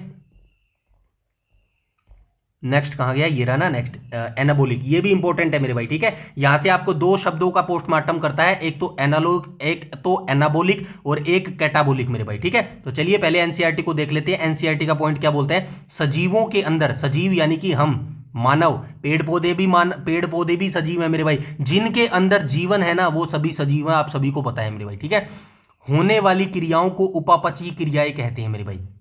हम सजीव है ना, हम सांस लेते हैं, सीधी सी बात है, हम सांस तो लेते ही हैं। तो हमारे अंदर जो क्रियाओं का उपापचयी क्रियाएं कहती हैं, अंदर जो होने वाली, हमारे पेट के अंदर, शरीर के अंदर जो क्रिया होती है ना, उनको क्या कहा जाता है, उनको उपापचयी क्रिया जो है कहते हैं। रचनात्मक क्रियाओं को एनाबोलिक कहते हैं, जिसमें ऊर्जा संचित होती है मेरे भाई, ठीक है। ऊर्जा क्या होती है, संचित होती है मेरे भाई। विनाशात्मक क्रिया को कैटाबोलिक कहते हैं, जिसमें जीव द्रव्य का क्षय होता है, यानी कि लॉस होता है। ये तो एनसीईआरटी की डेफिनेशन होगी। अब ऐसे चीजें आपको लग रही है ना, अब डिफिकल्ट लग रही है ना, अब इसको सरल भाषा में देखो कैसे मैंने लिख दिया है मेरे भाई, ठीक है। पहले यहां पे बता देता हूं एनाबोलिक, ठीक है। एनाबोलिक से आप कैसे याद रखेंगे, ए से याद रखेंगे। ए से क्या याद रखेंगे, आना, ठीक है, आना। ए से क्या याद रखेंगे, आना या फिर जुड़ना, ठीक है। ए से क्या याद रखेंगे, आना या फिर जुड़ना मेरे भाई, ठीक है। और ये कैसी है, रचनात्मक क्रियाएं होती हैं। इसमें क्या होती है, ऊर्जा संचित होती है। ऊर्जा क्या होती है, संचित होती है। संचित का तो मतलब समझ रहे होगे ना, ऊर्जा संचित होती है। संचित का मतलब, एक सेकंड बताता हूं, संचित होती है। अब संचित होते का मतलब क्या होता है, इकट्ठा होती है, किसी एक जगह जो है ऊर्जा इकट्ठा हो रही है। तो ए से क्या मतलब, अब आप इसको ऐसे समझो, आप घर में अकेले हो, ठीक है, आप घर में अकेले हो। अब कोई आपका दोस्त बाहर से आ गया, आपका दोस्त बाहर से आ गया, ठीक है, दोस्त बाहर से आ गया, तो क्या हो गया, आप एक से दो हो गए, पहले एक थे अब आप दो हो गए, यानी कि दो जुड़ गए ना। तो ये क्या हो गया, आपकी ऊर्जा बढ़ गई, मतलब कि दो बात भी कर सकते हो, अब आपकी ऊर्जा भी बढ़ गई। मान के चलो पहले आप अकेले थे, चोरों ने हमला कर दिया, क्या आप अकेले उनका सामना कर सकते थे, नहीं कर सकते थे। आपका दोस्त भी आपके साथ जुड़ गया, अब आपकी पावर डबल हो गई है, अब आप सामना कर सकते हो। सेम एनाबोलिक का भी मतलब यही होता है। इसके अपोजिट जो है कैटाबोलिक होता है। कैटाबोलिक क्या होता है, यहाँ पे क्या होता है, रचनात्मक क्रिया, और कैटाबोलिक क्या होता है, काटना। कैटाबोलिक ऐसे लिखते हैं ना, कैटाबोलिक। सी से आप क्या याद रखेंगे, काटना। सी से क्या याद रखेंगे, काटना, ठीक है। सी से क्या याद रखेंगे, काटना। और ये काटना, अब आपका दोस्त आपको छोड़ के चला गया, आपके बीच में लड़ाई होगी, आपका दोस्त आपको छोड़ के चला गया, तो क्या होगा, आपका लॉस हो गया, आपकी पावर आधी होगी, यानी कि अब आपका जो है चोर आराम से लूट सकते हैं। ऐसी चीजें आपको याद रखनी है, और यही चीजें यहाँ पे लिखी है, देखो सरल भाषा में। आइए देख लेते हैं। यह टॉपिक किताबी भाषा में बहुत कठिन है। अब लगा क्या कठिन, देखो जो मैंने समझाया यहाँ पे कैटाबोलिक एनाबोलिक, देखो हमारे पोस्टमार्टम तरीके से बहुत आसान हो जाएगा। हमारे शरीर के अंदर हर समय दो तरह की जादुई क्रियाएं चलती है। कौन सी जादुई क्रिया चलती है, देखो पहली है एनाबोलिक। ये क्या करती है, इसके नाम के आगे ए लगा है, ए से याद रखो आना या जुड़ना, यानी जब छोटी छोटी चीजें आपस में जुड़कर शरीर के लिए कोई नई अच्छी चीज बनाती है तो वो एनाबोलिक है, इसमें ऊर्जा जमा होती है। यही चीज मैंने आपका दोस्त का उदाहरण देके समझाया, सिंपल सी बात है। दूसरी देख लेते हैं, दूसरी है कैटाबोलिक। इसके नाम के आगे सी लगा है, सी से याद रखो काटना या टूटना, यानी जब कोई बड़ी चीज टूट कर बिखर जाती है, जैसे कि आपका दोस्त आपको छोड़कर चला गया तो आप क्या रह गए, अकेले रह गए। जैसे हम खाना खाते हैं और वो पेट में जाकर एसिड से कटकर टूट जाता है, उसे कैटाबोलिक कहते हैं। इसमें ऊर्जा बाहर निकलती है। सिंपल सी बात है मेरे भाई, आई बात समझ में? सिंपल सी चीज है, मैंने इसमें यहाँ पे कुछ भी ऐड नहीं किया है, बस आपको जो है आसान भाषा में जो है समझाने की कोशिश करी है मेरे भाई, ठीक है। फिर भी कोई आपको चीज समझना आए ना या फिर कुछ मुश्किल लगे तो आप डेफिनेटली कमेंट सेक्शन में कमेंट करके बता सकते हैं। थोड़ा सा जल्दी चलते हैं, चलिए आइए देखते हैं। उद्दीपनशीलता, ठीक है, यहाँ पे एक शब्द लिखा है उद्दीपनशीलता और श्वसन का जादुई लक्षण। अब शब्द आपको डिफिकल्ट लगने स्टार्ट होंगे मेरे भाई, ठीक है। उद्दीपनशीलता का मतलब नहीं पता होगा कुछ लोगों को, ठीक है, नहीं पता होगा ना, तो सबसे पहले बता देता हूं उद्दीपनशीलता का मतलब क्या होता है। सजीव, सजीव क्या होते हैं? जिनके अंदर जीवन होता है। हम क्या है, मानव क्या है, पेड़ पौधे क्या है, जीवन ही तो है इनके अंदर। तो ये क्या है, सभी सजीव। सजीव का वह लक्षण यानी कि वह सिम्टम जिसके द्वारा वे भौतिक और रासायनिक उद्दीपन को ग्रहण करते हैं, अपने अंदर लेते हैं। यहाँ पे देखो, समस्त जीवधारियों में भौतिक और रासायनिक उद्दीपनों को ग्रहण करने की क्षमता होती है। ग्रहण करने की यानी कि अपने अंदर लेने की क्षमता होती है, जिसे उद्दीपनशीलता कहते हैं। श्वसन द्वारा सजीव ऊर्जा मुक्त करते हैं। ऊर्जा मुक्त यानी कि बाहर निकालते हैं ऊर्जा। श्वसन, हम सांस लेते हैं तो ऊर्जा हमारी बाहर निकलती है ना, तो यही चीज ये कह रहा है। चलिए इसको आसान भाषा में देख लेते हैं मेरे भाई, ठीक है। यहां पे क्या कह रहा है, ये देखो, सजीवों का सबसे बड़ा लक्षण क्या है, वो उद्दीपनशीलता। इसे बहुत आसान उदाहरण से समझो। जब आप सो रहे होते हैं और कोई आपके पैर में सुई चुभा दे या गर्म चाय का कुछ कप छू दे, मतलब कि आप सो रहे हो और मैं आपके पैर में या तो सुई लगा दूं या फिर गर्म चाय का कप लगा दूं, तो आप तुरंत पैर खींच लेते हो। क्यों? ऐसा क्यों होता है मेरे भाई? क्योंकि आपकी बॉडी को बाहर के खतरे का एहसास हुआ मेरे भाई। छुई मुई के पौधे को छूते ही, एक पौधा होता है छुई मुई, उसको अगर आप छुएगे ना तो वो क्या होता है, वो सिकुड़ जाता है। निर्जीव पत्थर को आप कितना भी लात मारो वो पीछे नहीं हटेगा, क्योंकि उसमें उद्दीपनशीलता नहीं होता। यही मतलब है उद्दीपनशीलता का जो मैंने बताया। उद्दीपनशीलता का मतलब मैंने क्या बताया, यहाँ पे ये लिखा है समस्त जीवधारियों, बताया ना अभी, सभी जीवधारी यानी कि मतलब जिनके अंदर जीवन है मेरे भाई, ठीक है। सजीवों का वह लक्षण जिसके द्वारा, अब निर्जीव में उद्दीपनशीलता थोड़ी होती है, ये तो समझ आ रहा होगा ना यार जो मैं बोल रहा हूं। एक तो सजीव है, एक निर्जीव है। कैसे लिखेंगे? निर्जीव ऐसे लिखेंगे, ठीक है। सजीव क्या है? सजीव हम हैं, हमारे अंदर जीवन है, पेड़ पौधे हैं। अब इनको हम अगर छुएंगे ना तो हमें एहसास हो जाएगा। अब निर्जीव क्या है? पत्थर है। पत्थर को आप लात मार लो, कुछ भी कर लो, इसको एहसास होगा क्या? नहीं होगा ना। तो बस यही फर्क है इन दोनों के अंदर, क्या है? उद्दीपनशीलता।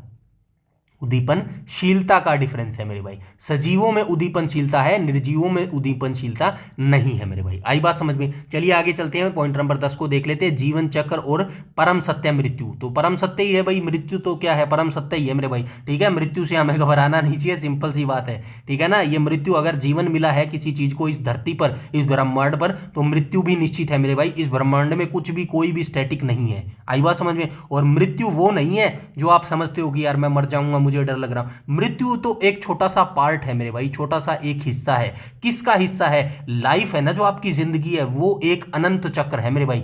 आपको थोड़ा सा बताता हूं, देखो, ये एक गोल चक्रा मैंने बना दिया, ठीक है, एक सर्कल बना दिया। क्या बना दिया? सर्कल बना दिया। और ये पूरी क्या है मेरे भाई? ये पूरी एक लाइफ है मेरे भाई। लाइफ है, क्या है? जिंदगी है मेरे भाई, ठीक है, ये जिंदगी है। यहां पे ऐसे ऐसे पॉइंट लगे हुए हैं, ठीक है, 4 पॉइंट लगे हुए हैं। और ये सिर्फ क्या, इनको मान के चलो आप, ये क्या है? ये दरवाजा है मेरे भाई, ठीक है। ये पॉइंट जो मैंने लगाया है ना, ये दरवाजा है। और दरवाजा ही क्या है? मृत्यु है मेरे भाई, ठीक है। मृत्यु है, सिर्फ अगली लाइफ में जाने का एक दरवाजा है जिसको हम मृत्यु कहते हैं, ठीक है। और लाइफ क्या है? लाइफ अनंत है मेरे भाई, जीवन अनंत है। आई बात समझ में? इसीलिए आगे भी अगली बार से डरना मत, ठीक है। और सभी के साथ होगा, जिसने इस धरती पर ब्रह्मांड में जन्म लिया वो जरूर मरेगा मेरे भाई, ठीक है। क्या बोलते हैं उसको, अमर कोई नहीं है मेरे भाई, ठीक है। तो चलिए देख लेते हैं, सभी जीवधारी एक निश्चित क्रमबद्ध जीवन चक्र, जन्म, वृद्धि, प्रजनन का पालन करते हैं। अंत में जैविक क्रियाएं बंद होने पर मृत्यु हो जाती है। आगे चलते हैं, सरल भाषा में क्या लिखा गया है? दुनिया के हर सजीव को एक फिक्स नियम है, वो एक जीवन चक्र, लाइफ साइकिल का पालन करेगा। पहले उसका जन्म होगा, फिर वो बड़ा होगा, वृद्धि होगी, फिर वो अपने जैसे बच्चे पैदा करेगा, प्रजनन करेगा, और अंत में इस दुनिया को, जो इस दुनिया का सबसे बड़ा परम सत्य है, वो है मृत्यु, ठीक है। जब शरीर के, ये सिंपल सी चीज, अपने आप से लॉजिक करना ना, सबसे पहले आपका जन्म हुआ, आप छोटे बच्चे थे, उसके बाद क्या किया? उसके बाद आपने जो है धीरे धीरे वृद्धि करनी स्टार्ट की, ग्रोथ करनी स्टार्ट की, उसके बाद जो है आपकी शादी शादी हो गई, बड़े हो गए, मतलब वृद्धावस्था में आ गए, आपके बच्चे हो गए, वृद्धावस्था के बाद सीधी सी बात है आपकी जो है शरीर ने उतना साथ देना बंद कर दिया, 60-70 के बाद आपकी मृत्यु होगी। बस अपने आप से जोड़ के देखना, शरीर के अंदर का यह एनाबोलिक और कैटाबोलिक पूरी इंजन हमेशा के लिए बंद हो जाता है। तो डॉक्टर कह देते हैं कि इंसान शांत हो गया है, यानी कि उसकी मृत्यु हो गई है और सजीव वापस निर्जीव बन जाता है मेरे भाई। आई बात समझ में यहाँ तक? चलिए आगे चलते हैं, पॉइंट नंबर 11 को देख लेते हैं। अच्छा, भाग नंबर 6 आ गया क्या? चलिए कोई बात नहीं, इसको भी देख लेते हैं। कीड़े मकोड़े और फूलों के राजाओं की ट्रिक्स, चलो देख लेते हैं। एंथोलॉजी वैसे हम ऊपर भी देख के आए हैं, और ऑर्निथोलॉजी चलो देख लेते हैं। पुष्पों फूलों का अध्ययन एंथोलॉजी कहलाता है, और विभिन्न प्रकार के पक्षियों का अध्ययन जो है ऑर्निथोलॉजी कहलाता है। वैसे फूलों का अध्ययन अभी ऊपर पढ़ के आए हैं, ये डबल जो है दोबारा आ गया है, ठीक है। तो आप अगर किसी लड़की को, मैंने बताया था ना, अगर आप किसी लड़की को फूल दोगे, आगे से ऐसे याद रखना, आप किसका अध्ययन करते हो? फूलों का अध्ययन। कैसे याद रखोगे? आप किसी लड़की को फूल दे रहे हो तो आप क्या कर रहे हो? एंजॉय कर रहे हो मेरे भाई, ठीक है। तो यहाँ पे देखो परीक्षा में सीधे आने वाले 2 नाम है एंथोलॉजी। जब कोई किसी को सुंदर फूल पुष्प देता है तो आप सामने वाला बहुत इंजॉय करता है, तो एंजॉय से याद रखना एंथोलॉजी। ये पहले आ चुका है, इसको छोड़ो, आगे चलते हैं। दूसरा नाम है ऑर्निथोलॉजी, यानी पक्षियों का अध्ययन। इसकी ट्रिक बहुत फनी है। जब चिड़िया आसमान में उड़ती है, आपने देखा होगा चिड़िया तो आसमान में ही उड़ती है ना, तो हम अपनी उंगली से इशारा करके बच्चों को क्या बोलते हैं? और देखो, और उड़ रही है चिड़िया।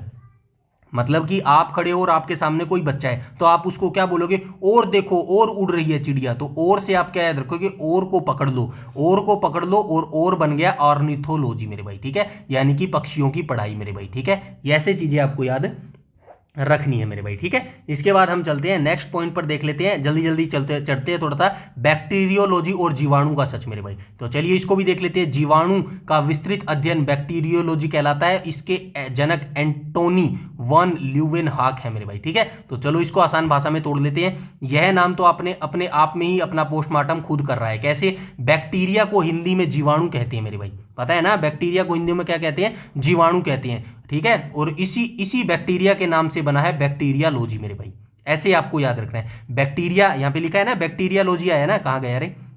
जीवाणु के अध्ययन को क्या कहा जाता है? बैक्टीरियालॉजी बोलते हैं। तो बैक्टीरिया को हिंदी में क्या बोलते हैं? जीवाणु बोलते हैं, सीधी सी बात है, ऐसे याद रखना। और जीवाणु के अध्ययन को क्या बोलते हैं? जीवाणु के अध्ययन को बैक्टीरियालॉजी बोलते हैं, सिंपल सी बात है। यहाँ पे देखो, दोबारा से पढ़ लेता हूँ, कोई नहीं। बैक्टीरिया को हिंदी में जीवाणु कहते हैं, और इसी बैक्टीरिया के नाम पर बना है बैक्टीरियालॉजी, यानी जीवाणु का पूरा कच्चा चिट्ठा खोलना इसके असली पापा थे। मतलब कि इसकी खोज किसने की थी? बैक्टीरियालॉजी का जनक किसे बोला जाता है? ल्यूवेनहॉक साहब को बोला जाता है, जिन्होंने पानी की बूंद में सबसे पहले जिंदा बैक्टीरिया को तैरते हुए देखा था मेरे भाई। हर लाइन से क्वेश्चन बन रहा है मेरे भाई, यकीन मानना, इतना डीपली आप पढ़ोगे ना, कितने भी एमसीक्यू लगा लेना, सारे कर ले जाओगे मेरे भाई। आई बात समझ में? चलिए आगे चलते हैं, भाग 7 पॉइंट नंबर 3 को देख लेते हैं।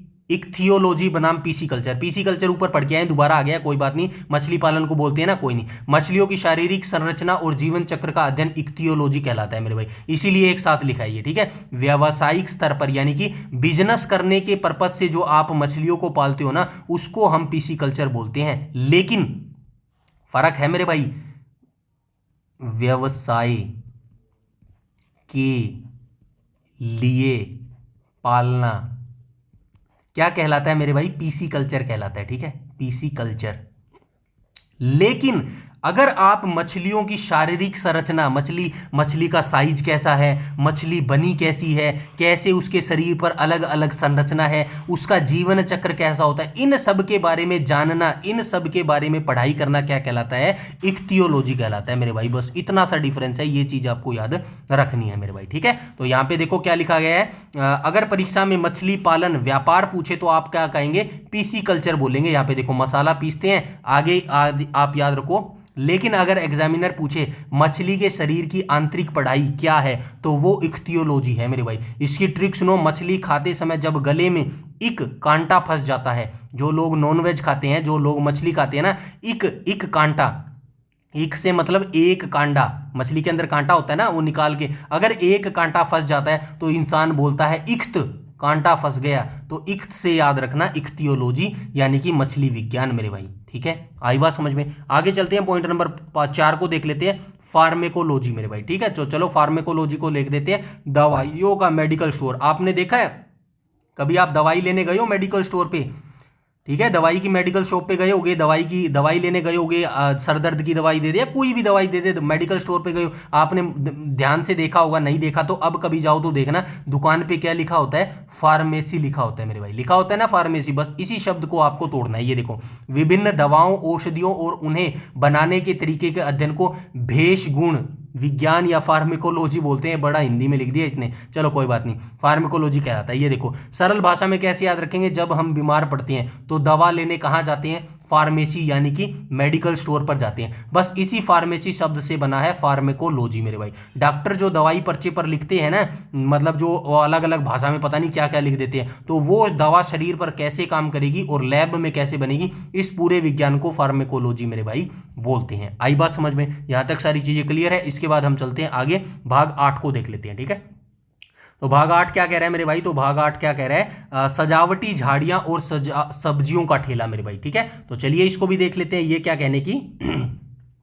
कोशिश कर रहा है मेरे भाई। तो एनसीईआरटी का पॉइंट कहता है, सजावटी सुंदर वृक्षों एवं झाड़ियों के रोपण व संवर्धन का अध्ययन क्या कहलाता है, वृक्ष संवर्धन या फिर ऑर्बेरी कल्चर कहलाता है। उद्यानों और बगीचों के प्रबंधन का अध्ययन हॉर्टिकल्चर कहलाता है। तो चलिए देख लेते हैं मेरे भाई क्या कह रहा है। जब हम बड़े बड़े बंगले या पार्कों में जाते हैं, देखा है ना, बड़े बड़े घर किसी ने देखे हैं, या फिर आप पार्कों में जाते हो, तो वहां दीवारों के किनारे सुंदर सजावटी झाड़ियां और डिजाइनर पेड़ कटे हुए दिखते हैं। इन सुंदर शो, मतलब देखा है ना आपने, जैसे कि कोई पेड़ होता है, ठीक है, पार्कों में तो देखा ही होगा, घर को मार दो गोली, पार्कों में पेड़ देखो होगा, किसी का जो है वो हर्ट बना देते हैं, ऐसे करके कैसे बनेगा रे। झाड़ियां जो होती हैं, सजावटी झाड़ियां होती है, किसी को जो है वो ऐसे दिल बना देते हैं, किसी का कुछ बना देते हैं, तो ऐसी चीजें आपने देखी होगी। ठीक है, तो उन्हीं को क्या बोला जाता है, कहाँ गए, इन सुंदर शो पीस वाले पेड़ों को उगाने की पढ़ाई को ऑर्बेरी कल्चर जो है कहते हैं मेरे भाई। और जो हमारे घर के बाहर सुंदर या बगीचा या गार्डन होता है, अब सेक्टरों में देखना, बाहर अभी तो पीला पंजा जेसीबी चला हुआ है, बाहर आपने बड़े घर देखे सेक्टरों के बाहर के अंदर उन्होंने अपना ही पर्सनल जो है गार्डन बना के रखा होता है, तो उसी गार्डन को क्या बोलते हैं, मेंटेन करने और फूल उगाने की कला को जो है हॉर्टिकल्चर यानी कि उद्यान विज्ञान जो है कहते हैं मेरे भाई। आई बात समझ में, चलिए आगे चलते हैं मेरे भाई। ठीक है, आगे देख लेते हैं, पॉइंट नंबर 6 को देख लेते हैं मेरे भाई।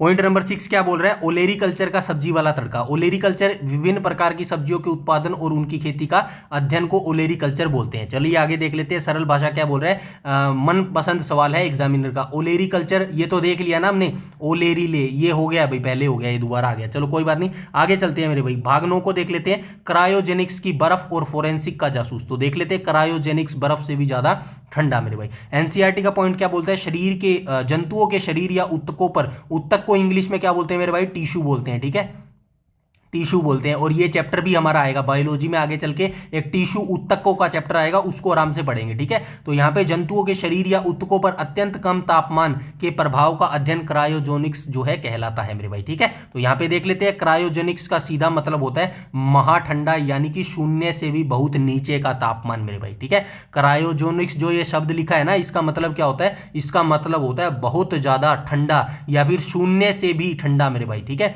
जब विज्ञान में किसी इंसान या जानवर के अंगों या कोशिकाओं को सालों साल सुरक्षित रखने के लिए कड़कड़ाती बर्फ से भी कम तापमान पर जमा कर रख दिया जाता है, तो ठंड के उस असर की पढ़ाई को क्रायोजेनिक्स कहते हैं। एक चीज आपको समझाता हूं, जो मॉर्ग्यू होम होते हैं ना हॉस्पिटल के अंदर, हॉस्पिटल के अंदर क्या होता है मेरे भाई, HOSPITAL, हॉस्पिटल, हॉस्पिटल के अंदर क्या होता है, मॉर्ग्यू होते हैं ना, मॉर्ग्यू होम, मॉर्ग्यू होम क्या बोलते हैं इनको, मुर्दा घर बोलते हैं मेरे भाई। ठीक है, तो यहां पर जो है आप देखते होंगे कई बार, जो आप क्राइम पेट्रोल देखते हैं, क्राइम पेट्रोल देखा है, किसी ने देखा होगा, तो उसके अंदर कई लावारिस लाश ऐसी होती है जिनका भाई स्टार्टिंग में 10-15 दिन जो है पता ही नहीं चलता भाई इसका घर वाला कौन था या फिर कहाँ का रहने वाला था, क्या था। तो उनको जो है उनकी लाश को सुरक्षित रखने के लिए एक आइस यानी कि बिल्कुल ठंडे वातावरण में जो है रख दिया जाता है, ताकि लाश जो है सड़े ना मेरे भाई, बदबू ना मारे। ठीक है ना, तो आजकल तो ये जो क्राइम मर्डर वाले होते हैं, साइको होते हैं, वो भी ऐसा यूज करते हैं। खैर छोड़ो इस चीज को, आप समझ रहे हो ना मैं क्या कहने की कोशिश कर रहा हूँ, आई होप आप समझ गए होंगे। ठीक है, तो उसी की पढ़ाई को, अध्ययन को क्या बोलते हैं, क्रायोजेनिक्स बोलते हैं मेरे भाई। आई बात समझ में, आगे चलते हैं, पॉइंट नंबर 8 को देख लेते हैं, एक सेकेंड।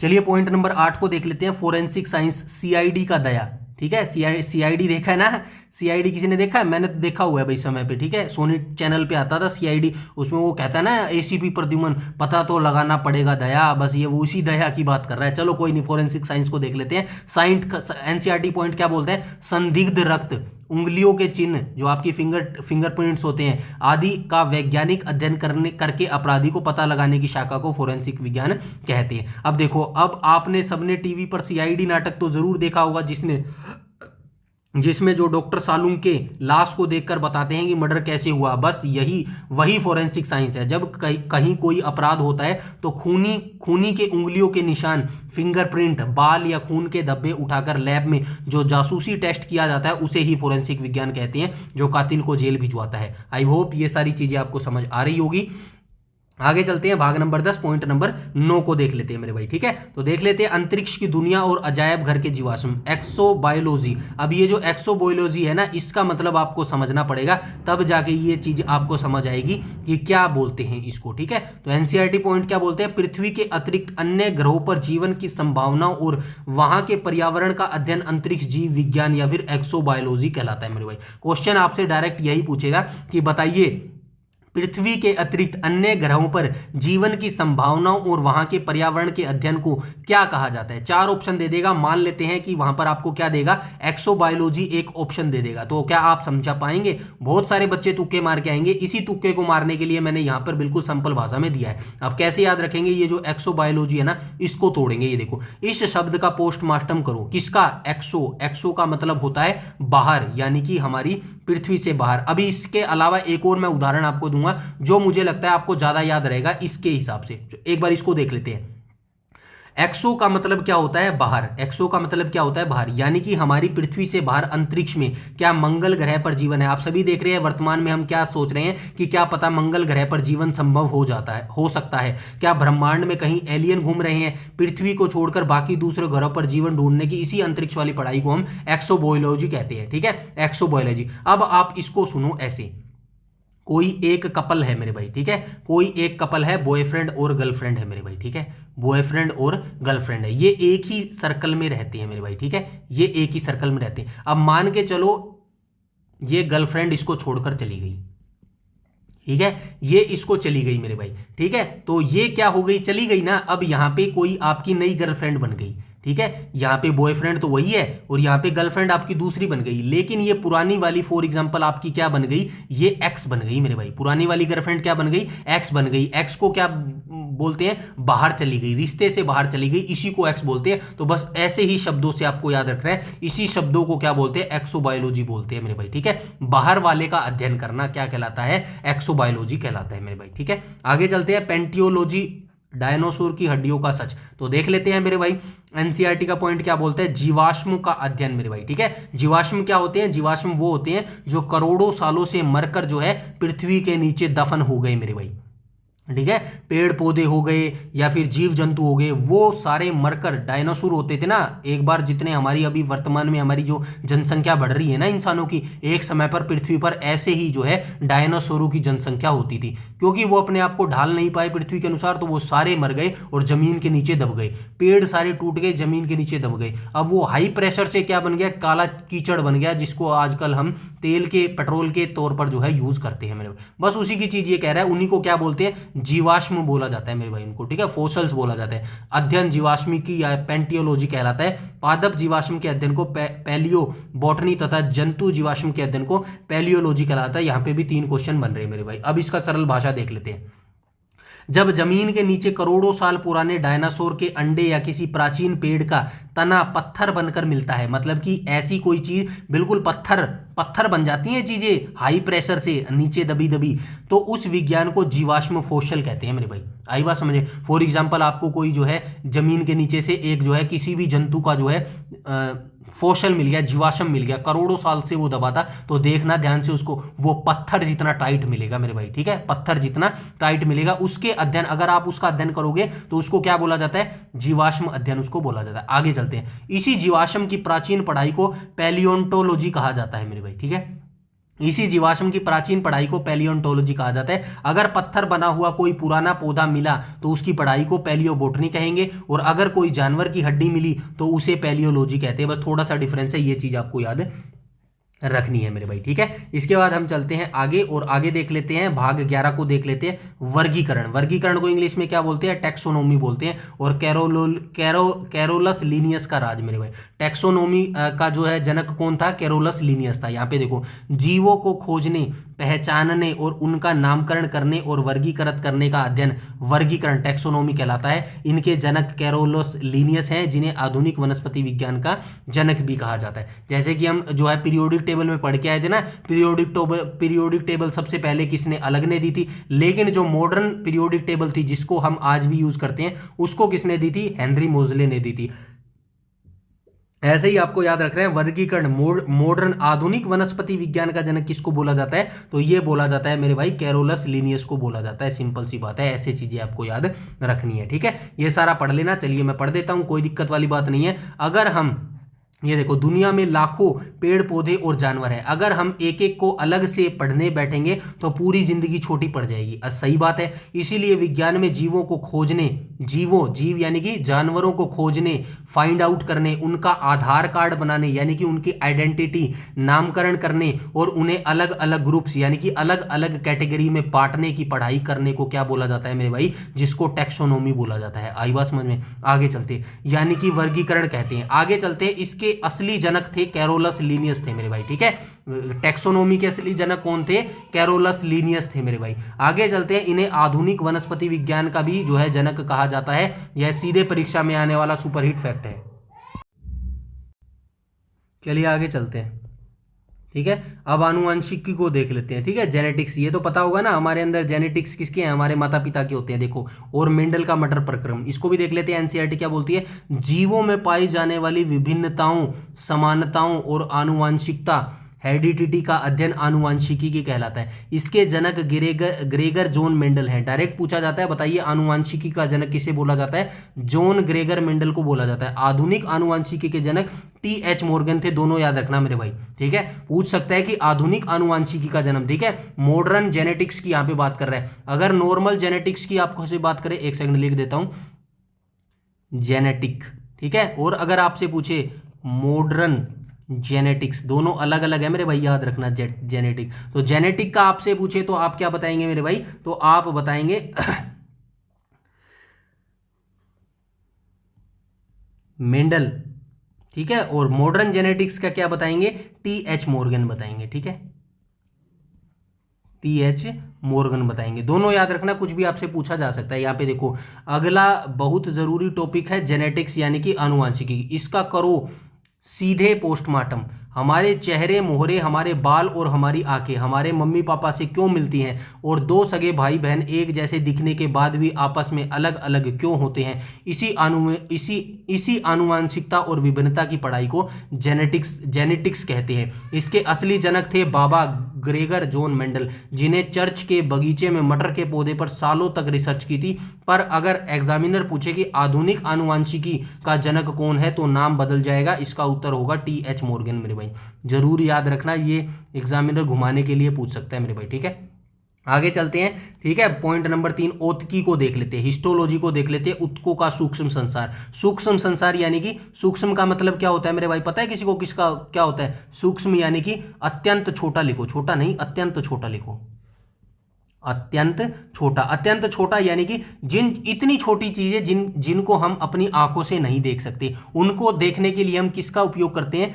माइक्रोस्कोप का यूज करते हैं मेरे भाई, ठीक है। माइक्रोस्कोप का यूज करते हैं। बस यही चीज यहां पे कह रहा है। सजीवों के शरीर में पाए जाने वाले विभिन्न प्रकार के उत्तकों, टिश्यूज का सूक्ष्मदर्शीय अध्ययन ओतिकी या फिर हिस्टोलॉजी कहलाता है। यहाँ पे देखो, हमारी बॉडी कोशिकाओं, सेल से बनी है। जो हमारी बॉडी है वो किससे बनी है? सेल्स से बनी है। हिंदी में क्या बोलते हैं? सेल्स को कोशिकाओं से बनी है, ठीक है। और जब हम बहुत सारी कोशिकाएं आपस में मिल जाती हैं तो वे क्या बनती हैं? उत्तक यानी कि टिश्यू बनती हैं, ठीक है। जैसे हमारी मांसपेशियां या खून, जब इन उत्तकों को माइक्रोस्कोप सूक्ष्मदर्शी, छोटे छोटी चीजों को हम माइक्रोस्कोप से देखते हैं ना, रख कर इनकी बारीकी जासूसी की जाती है, तो इस पढ़ाई को हिस्टोलॉजी या फिर ओतिकी कहते हैं। ये शब्द याद रखना। हिस्टोलॉजी से तो फिर भी आप समझ जाओगे, ओतिकी शब्द जरूर याद रखना मेरे भाई, ठीक है। ओतिकी शब्द कहते हैं। एग्जाम सीधा आता है, टिश्यू की पढ़ाई क्या कहलाती है? तो जवाब हिस्टोलॉजी या फिर ओतिकी हो जाएगा मेरे भाई, ठीक है।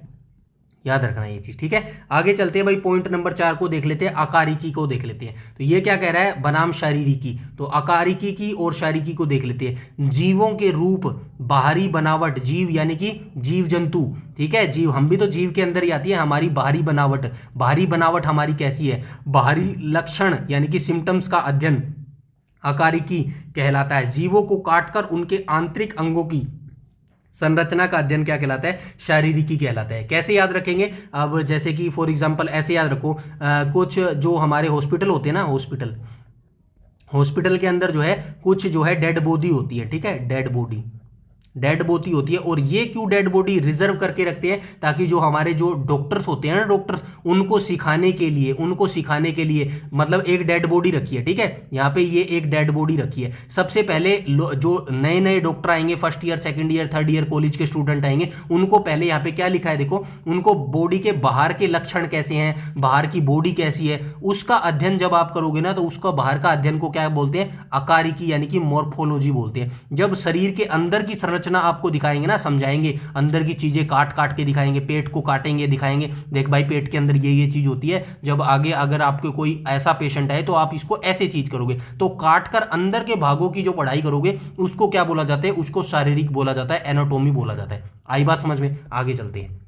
बस सरल भाषा में यही लिखा गया है, इसको भी बैठ के आप पढ़ लेना मेरे भाई, ठीक है। इन दो शब्दों में बच्चे अक्सर गच्चा खा जाते हैं, आज इनका हमेशा के लिए निपटारा करते हैं, जो मैंने ऊपर कर दिया है। किसी पेड़ या जानवर को बाहर से देखते हैं, उसका आकार कैसा है, उसकी पत्तियां कैसी हैं, या उसकी चमड़ी का रंग कैसा है, यानी बाहर की सुंदरता का अध्ययन मॉर्फोलॉजी कहलाता है। लेकिन जब डॉक्टर या वैज्ञानिक जीव को बीच में से काटकर उसके अंदर का दिल, लीवर, फेफड़े देखने लगता है, यानी कि आंतरिक अंगों का पोस्टमार्टम, ये क्या कहलाता है, एनाटॉमी कहलाता है। सिंपल सी बात है। अभी एक आपने देखा था, एक लड़की भी काफ़ी जो है हाईलाइट हुई थी, उसने थोड़े से मिस यूज किया था शब्दों का, कि भाई वो कहती थी, आपने देखा होगा ऐसी चीज़ें तो बहुत देखते हो आप। वो एक शो में गई थी, शो तो क्या है मेरे हिसाब से, शो तो नाम का एक मात्र का एक जरिया है, लोगों को अपनी जो अंदर की गंदी से गंदी चीज़ है ना वो बाहर निकालनी है मेरे। वो लड़की ने क्या कहा था, भाई हम तो सिर्फ बॉडीज़ पर जो भी चेक करते हैं, आपको पता है क्या क्या देखा था, तो ऐसी ऐसी मेंटेलिटी भरी पड़ी है। अब लोग उस लड़की को गलत बोल रहे हैं, ठीक है। मैं मानता हूं कि उस लड़की तो गलती है, बिल्कुल है उस लड़की की गलती,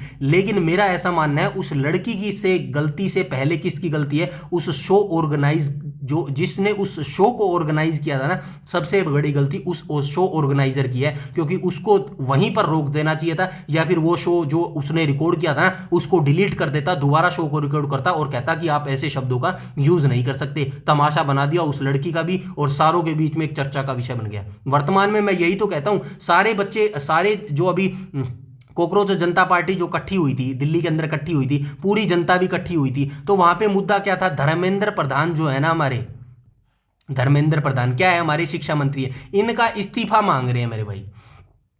क्या मांग रहे हैं, इनका इस्तीफा मांग रहे हैं। अब मुझे एक बात बताओ, ये इस्तीफा दे भी देगा, ये इस्तीफा दे देगा, क्यों इस्तीफा देगा, क्योंकि जो वर्तमान की जो सरकार है ना, इनमें इतना दिमाग है, इनको पता है कि भाई लोग विद्रोह ना कर दें या फिर हमारे अपोजिट ना खड़े हो जाएं सारे। एक काम कर भाई, तू धर्मेंद्र प्रधान ऐसा कर, तू एक बार शिक्षा मंत्रालय छोड़ दे, क्या है, लोग ठंडे हो जाएंगे, घर चले जाएंगे, तेरे को कोई और डिपार्टमेंट दे दूंगा। ये तो इनकी सोच है। मैं बताता हूं मुझे ये चीज क्यों अच्छी नहीं लगी। जो लोग इतने पढ़े लिखे गए वहां पे, उन्होंने क्या मांगा, इसका इस्तीफा मांगा। ये प्रॉब्लम नहीं है, इस्तीफा प्रॉब्लम नहीं है, प्रॉब्लम है सिस्टम को इतना स्ट्रॉन्ग कैसे बनाया जाए कि आगे ये चीजें ना हो मेरे भाई, पेपर लीक ना हो। अगर काम करना है, धर्मेंद्र प्रधान पर काम क्यों करो, आप पर काम करना है तो आप ऐसे काम करो कि ऐसा एजुकेशन सिस्टम बनाओ कि कोई पेपर ही लीक ना हो, उस पर काम करो मेरे भाई, तब जाके पता लगे कि हाँ चीजें हो रही हैं मेरे भाई। ऐसे तो आप धर्मेंद्र प्रधान, क्या अगला कोई आएगा वो भी यही काम करेगा, ऐसे कितने इस्तीफे मांगोगे आप बताओ। ये सॉल्यूशन कभी भी नहीं है मेरे भाई। और ये वर्तमान की जो सरकार है ना, ये चीजें बिल्कुल आसान से कर सकती है, क्योंकि जो एक छत्र शासन होता था ना चंद्रगुप्त मौर्य का, वर्तमान में जो सरकार है ना, इसका भी भारत पर पूरा एक छत्र शासन है। ये चाहे तो बिल्कुल सब कुछ कर सकती है भारत के युवाओं के लिए, भारत के देश के लिए, लेकिन वही बात है ना, नियत का फर्क है मेरे भाई। चलो कोई बात नहीं, आगे चलते हैं। चलो फटाफट चलते हैं मेरे भाई, ये 1 घंटे से ज़्यादा की वीडियो हो गई है, ठीक है, तो फटाफट चलते हैं मेरे भाई। चलो आगे चलते हैं। कवक विज्ञान या फिर जीवाणु विज्ञान, ठीक है। कवक विज्ञान के जनक माइकेली थे, जीवाणु विज्ञान के जनक एंटोनी वॉन ल्यूवेनहाक थे, चिकित्सा शास्त्र के जनक जो है हिप्पोक्रेट्स थे मेरे भाई, ठीक है। तो ये सीधा जोड़ी मिलाने वाले फैक्ट्स हैं मेरे भाई, रट लेना। कवक यानी कि फंगस की पढ़ाई को माइकेली बोलते हैं, ठीक है। ऊपर देखा था ना हमने, फंगस उधर इधर उधर हो गया है तो माई से याद रखना माइकेली। तो माइकोली किसका अध्ययन है मेरे भाई, कवक या फंगस के अध्ययन को माइकेली बोलते हैं। जीवाणु या फिर बैक्टीरिया, इसको भी पढ़ के आए हैं, ठीक है। ल्यूवेन हाग इसके जो है जनक माने जाते हैं। और जो हमारे डॉक्टर्स एमबीबीएस की पढ़ाई पूरी करने के बाद कसम या शपथ खाते हैं उसे हिपोक्रेटिक ओथ कहते हैं। और इसका चिकित्सा शास्त्र का जनक कौन है, हिपोक्रेट्स है मेरे भाई, ठीक है। आगे चलते हैं, एनसीईआरटी का पॉइंट क्या बोलता है, भारतीय परिस्थिति और शैवाल विज्ञान के गौरव। भारतीय पारिस्थितिकी इंडियन इकोलॉजी के जनक किसको बोला जाता है, आर मिश्रा, रामदेव मिश्रा है मेरे भाई, ठीक है। भारतीय शैवाल विज्ञान इंडियन साइकोलॉजी के जनक MOP अयंगर है मेरे भाई। भारतीय बायोलॉजी के जनक कौन है, SR कश्यप है। भारतीय कवक विज्ञान के जनक कौन है, EK बटलर है। सारों से एक एक लाइन से एक एक क्वेश्चन बन रहा है मेरे भाई, याद रखना, ठीक है। सरल भाषा यहाँ पे देखो। अब आते हैं हमारे देश के उन महान वैज्ञानिकों पर जिन्होंने पूरी दुनिया में भारत का डंका बजाया है। अगर एग्जाम में सीधा सवाल आए कि भारतीय पारिस्थितिकी यानी कि इकोसिस्टम का जनक किसे कहा जाता है, तो गर्व से उत्तर लगाना प्रोफेसर रामदेव मिश्रा मेरे भाई, ठीक है। रामदेव मिश्रा, अपना जो रामदेव है ना उससे भी याद रख लेना मेरे भाई, वो भी प्राकृतिक चीज ही बनाता है, ठीक है। आगे चलते हैं, पानी के ऊपर जमी हरी हरी काई यानी कि शैवाल के ऊपर सबसे ज्यादा रिसर्च करने वाले MOP अयंगर थे मेरे भाई। ये भारतीय वैज्ञानिकों की बात कर रहा है, भारतीय शैवाल विज्ञान जनक कहा जाता है, ठीक है। ब्रायोफाइटा पौधे पर काम करने वाले MS कश्यप, भारतीय ब्रायोलॉजी के जो है पिता, इनको कहा जाता है मेरे भाई, ठीक है। आगे चलते हैं, पॉइंट नंबर 7 को देख लेते हैं मेरे भाई, ठीक है। ठीक है, थोड़ा सा और रह गया, चलिए इसको भी देख लेते हैं, इसको भी क्यों किया मेरे भाई, ठीक है। पॉइंट नंबर 7 को देख लेते हैं, सूजनिकी को देख लेते हैं, ठीक है। इंसानों की नस्ल सुधारना, सूजनिकी क्या होता है, इंसानों की नस्ल सुधारना। आनुवांशिकता के नियमों, ये एनसीईआरटी का पॉइंट क्या कहता है सूजनिकी के बारे में, आनुवांशिकता के नियम के आधार पर, जेनेटिक्स के नियमों के आधार पर मानव जाति की आने वाली पीढ़ियों को श्रेष्ठ बनाने और सुधारने की विधियों को अध्ययन सूजनिकी कहलाता है। इसके जनक फ्रांसिस गाल्टन थे मेरे भाई, ठीक है। यानी कि जो हमारी पीढ़ी चल रही है ना, इसको और अच्छे तरीके से, जैसे कि हम जेनेटिक्स जैसे नहीं करते जानवरों पर उपयोग करते हैं, हमारे एग्रीकल्चर यूनिवर्सिटी में करते हैं कि भाई आने वाली जो जैसे कि कोई भैंस है, उसकी आने वाली जो पीढ़ी होगी वो ज्यादा से ज्यादा दूध दे, उस पर हम काम करते हैं मेरे। सेम ऐसे ही इंसानों के अंदर भी है कि हमारी आने वाली पीढ़ी कैसे इंटेलिजेंट हो, कैसे हमसे ज्यादा व्यवस्थित हो, कैसे हमसे ज्यादा जो है ज्यादा इंटेलिजेंट हो, इसी का अध्ययन क्या बोला जाता है, सूजनिकी जो है इसका अध्ययन कहलाता है मेरे भाई, ठीक है। और इसका अध्ययन के जो है इसके जनक कौन थे, फ्रांसिस गाल्टन इसके जो है जनक थे मेरे भाई। आगे चलते हैं, यह बहुत ही अनोखा और दिलचस्प विज्ञान है जिसे सूजनन या फिर ईयूजेनिक्स कहते हैं। इसका करो सीधे पोस्टमार्टम, सु प्लस जननी की यानी कि अच्छा जन्म। इस विज्ञान में वैज्ञानिक आनुवंशिकी के नियमों का इस्तेमाल करके यह कोशिश करते हैं कि इंसानों की आने वाली पीढ़ियां में से बीमारियां खत्म हो जाए, बच्चे सुपर इंटेलिजेंट, वही चीज जो मैंने अभी बताई है मेरे भाई, ठीक है। आगे चलते हैं, उत्परिवर्तन का अचानक धमाका। ये देखो एनसीईआरटी क्या बोलती है, उत्परिवर्तन सिद्धांत के प्रतिपादक कौन थे, ह्यूगो डी ब्रिज है मेरे भाई। डायरेक्ट याद रखना बस, ये उत्परिवर्तन शब्द की जो मैं अभी पोस्टमार्टम करूंगा ना, वो जरूर आपको याद रखना है। इसीलिए बोलता हूं शब्दों का आपको मतलब आपको पता होना चाहिए मेरे भाई, ठीक है। तो आपको याद रखना है, डायरेक्ट वैसे तो क्वेश्चन पूछेगा उत्परिवर्तन सिद्धांत का जनक किसको कहा जाता है, ह्यूगो डी ब्रिज को कहा जाता है। तुलनात्मक शारीरिकी के जनक कौन है, जी क्यूवियर है मेरे भाई, ठीक है। तो चलिए देख लेते हैं, केमिस्ट्री और बायो में बदलाव धीरे धीरे होते हैं, लेकिन कभी कभी जीवों के डीएनए में अचानक एक ऐसा धमाका या बदलाव होता है जिससे पूरी नस्ल ही बदल जाती है। इस अचानक होने वाले बड़े बदलाव को उत्परिवर्तन, म्यूटेशन कहते हैं। जैसे कोरोना या नया म्यूटेंट आ जाता है। इस थ्योरी को दुनिया के सामने लाने वाले वैज्ञानिक कौन थे, ह्यूगो डी ब्रिज थे मेरे भाई, ठीक है। आगे चलते हैं मेरे भाई, पॉइंट नंबर 9 को देख लेते हैं, रचनात्मक एनाबोलिज्म और विनाशात्मक कैटाबोलिज्म। इसको हम ऊपर पढ़ चुके हैं, ज्यादा हम दोबारा नहीं पढ़ेंगे मेरे भाई, ठीक है। पढ़ चुके हैं ना, ए से आना जुड़ना एनाबोलिज्म है, कैटाबोलिज्म चीजों को पेटों को तोड़ना, ये पढ़ चुके हैं मैं, आप देख लेना ध्यान से, ठीक है। आगे चलते हैं, अनुकूल और पोषण का असली मंत्र। तो यहाँ पे क्या लिखा गया, समस्त जीवधारियों में अनुकूलन की क्षमता पाई जाती है, ठीक है। समस्त जो जीवनधारियां है ना, जिनके अंदर जीवन है, पेड़ पौधे या फिर इंसान, इनके अंदर क्या पाई जाती है, अनुकूलन परिस्थिति पाई जाती है, जिससे वे पर्यावरण के अनुसार ढलते हैं। ऊर्जा प्राप्त करने के लिए भोजन करना पोषण कहलाता है मेरे भाई। पोषण तो सभी को पता होगा, पोषण की डेफिनेशन। तो यहाँ पे देखो, निर्जीव और सजीव के बीच का आखिरी अंतर सुनो। मतलब निर्जीव क्या है, ये तो सुना है ना, सजीव क्या है, सजीव मानव है, पेड़ पौधे हैं, पौधे लिखो ना। और निर्जीव क्या है मेरे भाई, निर्जीव पत्थर है मेरे भाई, बस इसी का अंतर बता रखा है। चलो देख लेते हैं। ये देखो आखिरी अंतर सुनो, ऊंट रेगिस्तान की गर्मी में बर्दाश्त कर लेता है। ऊंट जो होता है ना, ऊंट रेगिस्तान में रहता है, राजस्थान में रहता है, वो बिना पानी पिए भी काफी दिनों तक जीवित रह सकता है। कैसे जीवित रह सकता है? और ध्रुवीय भालू यानी कि आइस बेयर की बात कर रहा है, बर्फीलो पहाड़ों में रह लेता है। क्यों रह लेता है? क्योंकि सजीवों के पास अनुकूलन, एडेप्टेशन की जादुई ताकत होती है, मतलब कि वो अपने आप ढाल लेता है। शरीर जो है बिहेवियर का आदी हो जाता है ना। वैसे तो जो है कि हम अगर रूस में चले जाएं तो रूस में कितनी ठंडी है भाई, बहुत ज़्यादा ठंडी है मेरे भाई। इंग्लैंड में ही देख लो, बहुत ज़्यादा ठंडी होती है। अगर हम वहाँ जाएंगे तो हमें क्या लगेगी? बहुत ज़्यादा ठंड लगने लग जाएगी। लेकिन ऐसा तो नहीं है कि हमें जो है एहसास ही ना होगा ना। लेकिन कुछ समय अगर हम वहाँ रहेंगे तो हमारा शरीर जो है आदी हो जाएगा उस चीज़ का। इसी को क्या बोला जाता है? इसी को अनुकूलन बोला जाता है मेरे भाई। आई बात समझने? आगे देखो, जो उन्हें माहौल के हिसाब से ढाल देती है। मेज या कुर्सी को आप धूप में रख दो, वो खुद को नहीं बदल पाएगी। और सजीवों को इस पूरे इंजन को चलाने के लिए रोज डीजल, पेट्रोल यानी कि खाने की जरूरत होती है, जिसे हम पोषण, न्यूट्रिशन कहते हैं। इसी पोषण से मिली ताकत से हम चलते हैं, बढ़ते हैं और अंत में अपना जीवन चक्र को शांत करते हैं। आई होप यहां तक सारी चीजें आपको समझ आई होंगी मेरे भाई। ठीक है, तो यहाँ पर हमारे पहले चैप्टर की जो है समस्त थ्योरी कंप्लीट होती है, समस्त चैप्टर का जो है सारांश खत्म होता है मेरे भाई। ठीक है, आई होप वीडियो थोड़ी लंबी है लेकिन आपको समझ आया होगा, आपका इंटरेस्ट बना होगा पढ़ने में, और यही मैं चाहता हूँ कि आपका इंटरेस्ट बने, और कोई मतलब नहीं है। मुझे भी पता है ये चीज़ सारी एनसीईआरटी के अंदर पढ़ी लिखी हुई है, लेकिन आज तक आपने पढ़ी नहीं ना, बस आपको पढ़ाने के लिए ही ये चीज़ की जा रही है मेरे भाई। ठीक है,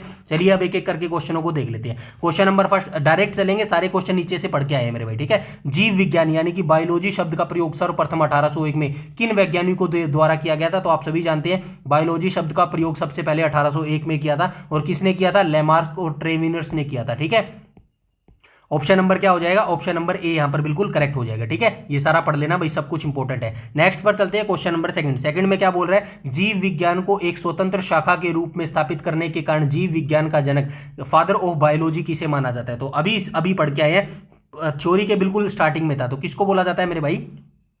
अरस्तु को बोला जाता है मेरे भाई। ठीक है, तो आप कमेंट सेक्शन में बता देना यहाँ पे क्या बोला गया है? Father of biology. Modern biology भी मैंने बताया था, फादर ऑफ मॉडर्न बायोलॉजी यहाँ पे लिखा है क्या? महादास को जो दोनों कहा जाता है, क्योंकि इन्होंने कमेंट सेक्शन में आप बताना है ना कि मॉडर्न फादर ऑफ बायोलॉजी, ये आप मुझे कमेंट सेक्शन में कमेंट करके बता देना मेरे भाई। ठीक है, आगे चलते हैं क्वेश्चन नंबर 3 को। क्वेश्चन नंबर 3 को देख लेते हैं। प्रसिद्ध ऐतिहासिक पुस्तक हिस्टोरिया एनिमिलियन निम्नलिखित में से किस वैज्ञानिक के द्वारा लिखी गई थी? बोला था ना हर चीज से क्वेश्चन बनेगा आपको। तो इस पुस्तक के किसने लिखा था? अरस्तु ने लिखा था। कितने जंतुओं का इसके अंदर जो है जिक्र किया है? 500 जंतुओं का जो है वर्गीकरण किया है। ये 500 संख्या याद रखना, कई बार पूछ लेता है। ठीक है, आगे चलते हैं, क्वेश्चन नंबर 4 को देख लेते हैं। क्वेश्चन नंबर 4 क्या बोल रहा है? पेड़ पौधे और वनस्पतियों के विस्तृत अध्ययन से जुड़े वनस्पति विज्ञान का जनक किसे कहा जाता है? तो वनस्पति विज्ञान यानी कि बोटनी का जो है जनक किसे बोला जाता है? थियोफ्रास्ट को बोला जाता है। ऑप्शन नंबर सी यहाँ पर बिल्कुल करेक्ट हो जाएगा। मॉडर्न वनस्पति का जनक किसे बोला जाता है? ये भी आप कमेंट सेक्शन में कमेंट करके बताएंगे, नीचे पढ़ के आए हैं मेरे भाई। ठीक है, आगे चलते हैं क्वेश्चन नंबर 5। क्वेश्चन नंबर 5 क्या बोला है? विज्ञान की वह महत्वपूर्ण वीआईपी शाखा क्या कहलाती है जिसमें जीवों की खोजने, पहचानना में नामकरण यानी कि आइडेंटिफिकेशन करने और उन्हें समूह में बांटने, कैटेगरी में बांटने के लिए किसका उपयोग किया जाता है? टैक्सोनॉमी का उपयोग किया जाता है मेरे भाई। ठीक है, टैक्सोनॉमी का उपयोग किया जाता है, वर्गीकरण यानी कि टैक्सोनॉमी। ऑप्शन नंबर बी यहां पर जो है बिल्कुल करेक्ट हो जाएगा मेरे भाई। चलिए देख लेना भाई यहाँ से। ठीक है, और ये भी याद रखना कि इसके जनक कौन है? कैरोलस लिनियस है मेरे भाई। ठीक है, सारी चीज़ मैं पढ़ा चुका हूँ, बस जल्दी जल्दी चल रहा हूँ, वीडियो को एंड करना है। ठीक है, सजीवों के शरीर में पाई जाने वाली विभिन्न प्रकार की कोशिकाओं और उनके आंतरिक अंगों, कोशिकांगों के गहन अध्ययन को कहा जाता है मेरे भाई। क्या कहा जाता है? तो इसको मेरे भाई क्या कहा जाता है? कोशिका विज्ञान या साइटोलॉजी बोला जाता है मेरे भाई। आगे चलते हैं क्वेश्चन नंबर 7, और क्वेश्चन नंबर 7 क्या बोल रहा है? चिकित्सा जगत में डॉक्टरों को दी जाने वाली शपथ या किस महान वैज्ञानिक के नाम पर आधारित है जिन्हें चिकित्सा शास्त्र का जनक कहा जाता है? तो एडवर्ड जेनर बोला जाता है। ऑप्शन नंबर ए बिल्कुल। अच्छा, ये तो वो हो गया, टीके का खोज की थी इसने, ये नहीं होएगा मेरे भाई, हिपोक्रेटिस हो जाएगा। ऑप्शन नंबर सी यहाँ पर बिल्कुल करेक्ट हो जाएगा। देखो, हिपोक्रेटिस को चिकित्सा शास्त्र का जनक माना जाता है। चिकित्सा के क्षेत्र में इसके अमूल्य योगदान के कारण आज भी नए डॉक्टरों को हिपोक्रेटिस ओथ जो है शपथ दिलाई जाती है मेरे भाई। ठीक है, वो जो एडवर्ड जेनर था ना, उसने तो पहले टीके की खोज की थी मेरे भाई, वो भी आ जाएगा, अभी आ जाएगा। देखो, आनुवंशिकता के नियमों के आधार पर मानव जाति की आने वाली भावी पीढ़ियों को श्रेष्ठ बनाने और सुधारने की विधियों का अध्ययन क्या कहलाता है? अभी हम बात करके आए, तो क्या बुलाता है? सूजनिकी की कहलाता है। ऑप्शन नंबर जो है ए यहाँ पर बिल्कुल करेक्ट हो जाएगा, क्वेश्चन नंबर 8 का मेरे भाई, ठीक है। आगे चलते हैं क्वेश्चन नंबर 9। गली मोहल्ले और खेतों में व्यापारिक स्तर की जाने वाली सब्जियों की उन्नत कृषि वेजिटेबल अर्निंग का अध्ययन क्या? सब्जियों के अध्ययन को क्या कहा जाता है? ओलेरी कल्चर। कैसे याद किया था? ओलेरी, ओलेरी कहा था ना, ओलेरी कल्चर हो जाएगा। ऑप्शन नंबर बी यहाँ पर बिल्कुल करेक्ट हो जाएगा। आगे चलते हैं क्वेश्चन नंबर 10 को देख लेते हैं। क्वेश्चन नंबर 10 क्या बोल रहा है कि कवक या फफूंद का शारीरिक संरचना, उनके प्रकार और उनमें उनसे होने वाली बीमारियों के वैज्ञानिक अध्ययन को क्या नाम दिया? हमने कहा था ना, माई घर में फफूंद लग गई, घर में फफूंद लग गई, तो माई से क्या बन गया? माइकोलॉजी बन गया। ढूंढ लो, ऑप्शन नंबर सी यहां पर बिल्कुल करेक्ट हो जाएगा मेरे भाई, ठीक है। आगे चलते हैं क्वेश्चन नंबर 11। क्वेश्चन नंबर 11 बोल रहा है कि सिल्क या रेशम, सिल्क से हमने क्या बोला था? रेशम की साड़ी, रेशम की साड़ी, रेशम की साड़ी को हम कहां पर रखते हैं? सिर पर रखते हैं। तो सिर से आपका क्या याद रखना है? रेशम के कीटों की पाली को क्या बोलते हैं? सेरीकल्चर बोलते हैं। सिर पर याद रखना, सेरी सेरी सेरी सिर। ऑप्शन नंबर ए करेक्ट हो जाएगा मेरे भाई, ठीक है। आगे चलते हैं क्वेश्चन नंबर 12। क्वेश्चन नंबर 12 देख लेते हैं। 12 क्या बोल रहा है? बाग बगीचों के सुंदर प्रबंधन, सजावटी पौधे तथा फूलों के व्यावसायिक संवर्धन के संपूर्ण अध्ययन को क्या कहा जाता है? तो क्या कहा जाता है? हॉर्टिकल्चर या उद्यान विज्ञान बोला जाता है मेरे भाई, ठीक है। आगे देख लेते हैं क्वेश्चन नंबर 13। चल रहा है ना वीडियो? ठीक है, चल रहा है। क्वेश्चन नंबर 13 बोल रहा है जब हम प्रयोगशाला या अस्पतालों में खून की जांच को क्या बोलते हैं? हेमाटोलॉजी बोलते हैं। तो रक्त की पूरी संरचना और उसके रोगों के अध्ययन को क्या कहा जाता है? हेमाटोलॉजी बोला जाता है, ठीक है। ऑप्शन नंबर बी यहाँ पर बिल्कुल क्रायोजिक हो जाएगा मेरे भाई, ठीक है। आगे चलते हैं क्वेश्चन नंबर 14 को देख लेते हैं। क्वेश्चन नंबर 14 बोल रहा है, 14 कह रहा है पृथ्वी को छोड़कर ब्रह्मांड के अन्य ग्रह, हमने मंगल ग्रह की बात की थी ना, मंगल ग्रह पर हमने क्या बोला था? एक्सोनियर बोला था। एक्सो से हमने क्या याद रखा था? एक्स बाहर चली गई आपके कपल से, आपके अंदर से बाहर चली गई, तो क्या रखेंगे? बाहरी, बाहरी पृथ्वी से बाहर की खोज को क्या बोला जाता है? एक्सोबायोलॉजी बोला जाता है। ऑप्शन नंबर बी यहाँ पर बिल्कुल करेक्ट हो जाएगा। आगे चलते हैं क्वेश्चन नंबर 15 को देख लेते हैं। करोड़ों वर्ष पुराने पेड़ पौधे और पत्थरों में बदल चुके प्राचीन जानवरों के अवशेष अंतर्गत जीवाश्मों का अध्ययन क्या कहलाता है? जीवाश्मिकी या फिर पेंटियोलॉजी कहलाता है मेरे भाई, ठीक है। आगे चलते हैं क्वेश्चन नंबर 16 को चलते हैं। क्वेश्चन नंबर 16 बोल रहा है कि सजीवों के शरीर में उपस्थित सूक्ष्म ऊतक, वही मैंने बताया था ना, हमारे शरीर में बहुत सारे छोटे छोटे जो है चीजें होती है, उनके अध्ययन को किसमें किया जाता है? उसका अध्ययन जो है हम किससे करते हैं? छोटी छोटी चीजों को हम किससे देखते हैं? माइक्रोस्कोप से देखते हैं। तो माइक्रोस्कोप के नीचे रखकर उनकी बनावट की जांच करने वाले विज्ञान को कहा जाता है मेरे भाई, क्या कहा जाता है? ओतकी कहा जाता है, मर्फोलॉजी कहा जाता है, साइटोलॉजी, साइटोलॉजी तो नहीं कहा जाता, क्या कहा जाता है? तो ऑप्शन नंबर जो है इसका क्या हो जाएगा? ऑप्शन नंबर इसका मेरे भाई ओतकी हो जाएगा, हिस्टोलॉजी हो जाएगा, ठीक है। आगे चलते हैं क्वेश्चन नंबर 17 को देख लेते हैं। क्वेश्चन नंबर 17 बोल रहा है किसी जीव या पौधे की केवल बाहरी बनावट, उसके बाह्य रूप और बाहरी लक्षण को देखकर की जाने वाली पढ़ाई को क्या नाम दिया गया? तो अकॉरिकी या फिर मॉर्फोलॉजी बोला जाता है। ऑप्शन नंबर ए जो है बिल्कुल करेक्ट हो जाए। अंदर की पढ़ाई को क्या बोला जाता है? शारीरिकी बोला जाता है, ठीक है। दोनों चीज याद रखना, बाहरी, अंदरूनी, ठीक है, अंदरूनी, दोनों चीजें आप याद रखना। लिखा है क्या यहाँ पे? मॉर्फोलॉजी के अंदर बाहरी शरीर बनावट, बाह्य अंगों के लक्षण का अध्ययन होता है, इसके विपरीत आंतरिक अंगों का देखो एटोनॉमी की शरीर, लिखा भी है, सब कुछ लिख दिया है मैंने, बस पढ़ना है आपको मेरे भाई, ठीक है। क्वेश्चन नंबर 18 क्या बोल रहा है? हमारे देश के महान वैज्ञानिक प्रोफेसर रामदेव मिश्रा ने किसकी खोज की थी? इकोनॉमी। आर मिश्रा के वैज्ञानिक किस क्षेत्र में उनके योगदान का? इकोनॉमी ढूंढ लो, इकोसिस्टम। भारतीय शैवाल विज्ञान नहीं, पारिस्थितिकी को इंग्लिश में क्या बोलते हैं? इको बोलते हैं। बस ऑप्शन नंबर बी करेक्ट हो गया मेरे भाई, ठीक है। आगे चलते हैं क्वेश्चन नंबर 19। ये क्वेश्चन ऐसे इतनी जल्दी आप तभी कर पाओगे मेरे भाई जब 1 घंटे हम वहां पर लगा के आए ना, पूरे चैप्टर का सारांश पढ़ के आए, तब जाके इतनी फास्ट प्रोसेस चलेगी आपके एग्जाम में मेरे भाई। आई बात समझ में? चलो क्वेश्चन नंबर 19 को देख लेते हैं। सजीव कोशिकाओं के भीतर चलने वाली वे रचनात्मक क्रियाएं क्या कहलाती हैं जिससे नए पदार्थों का निर्माण होता है, ऊर्जा संचित होती है? उपापचयी क्रियाएं, एनाबोलिक क्रियाएं कहलाती है। एनाबोलिक से मैंने बताया था ना, एनाबोलिक से कैसे याद रखेंगे? ए से यानी कि आना, जुड़ना, ठीक है, जुड़ना। क्या था? कैटाबोलिक को मैंने क्या कहा था? सी से क्या होता है? काटना यानी कि घटना, लॉस होना। तो बस जुड़ रही है तो एनाबोलिक होगी। बस यहाँ पे क्या कह रहा है, क्या कहलाती है? भीतर चलने वाली रचनात्मक क्रियाएं, उपापचयी क्रियाएं एनाबोलिक कहलाती है, ठीक है।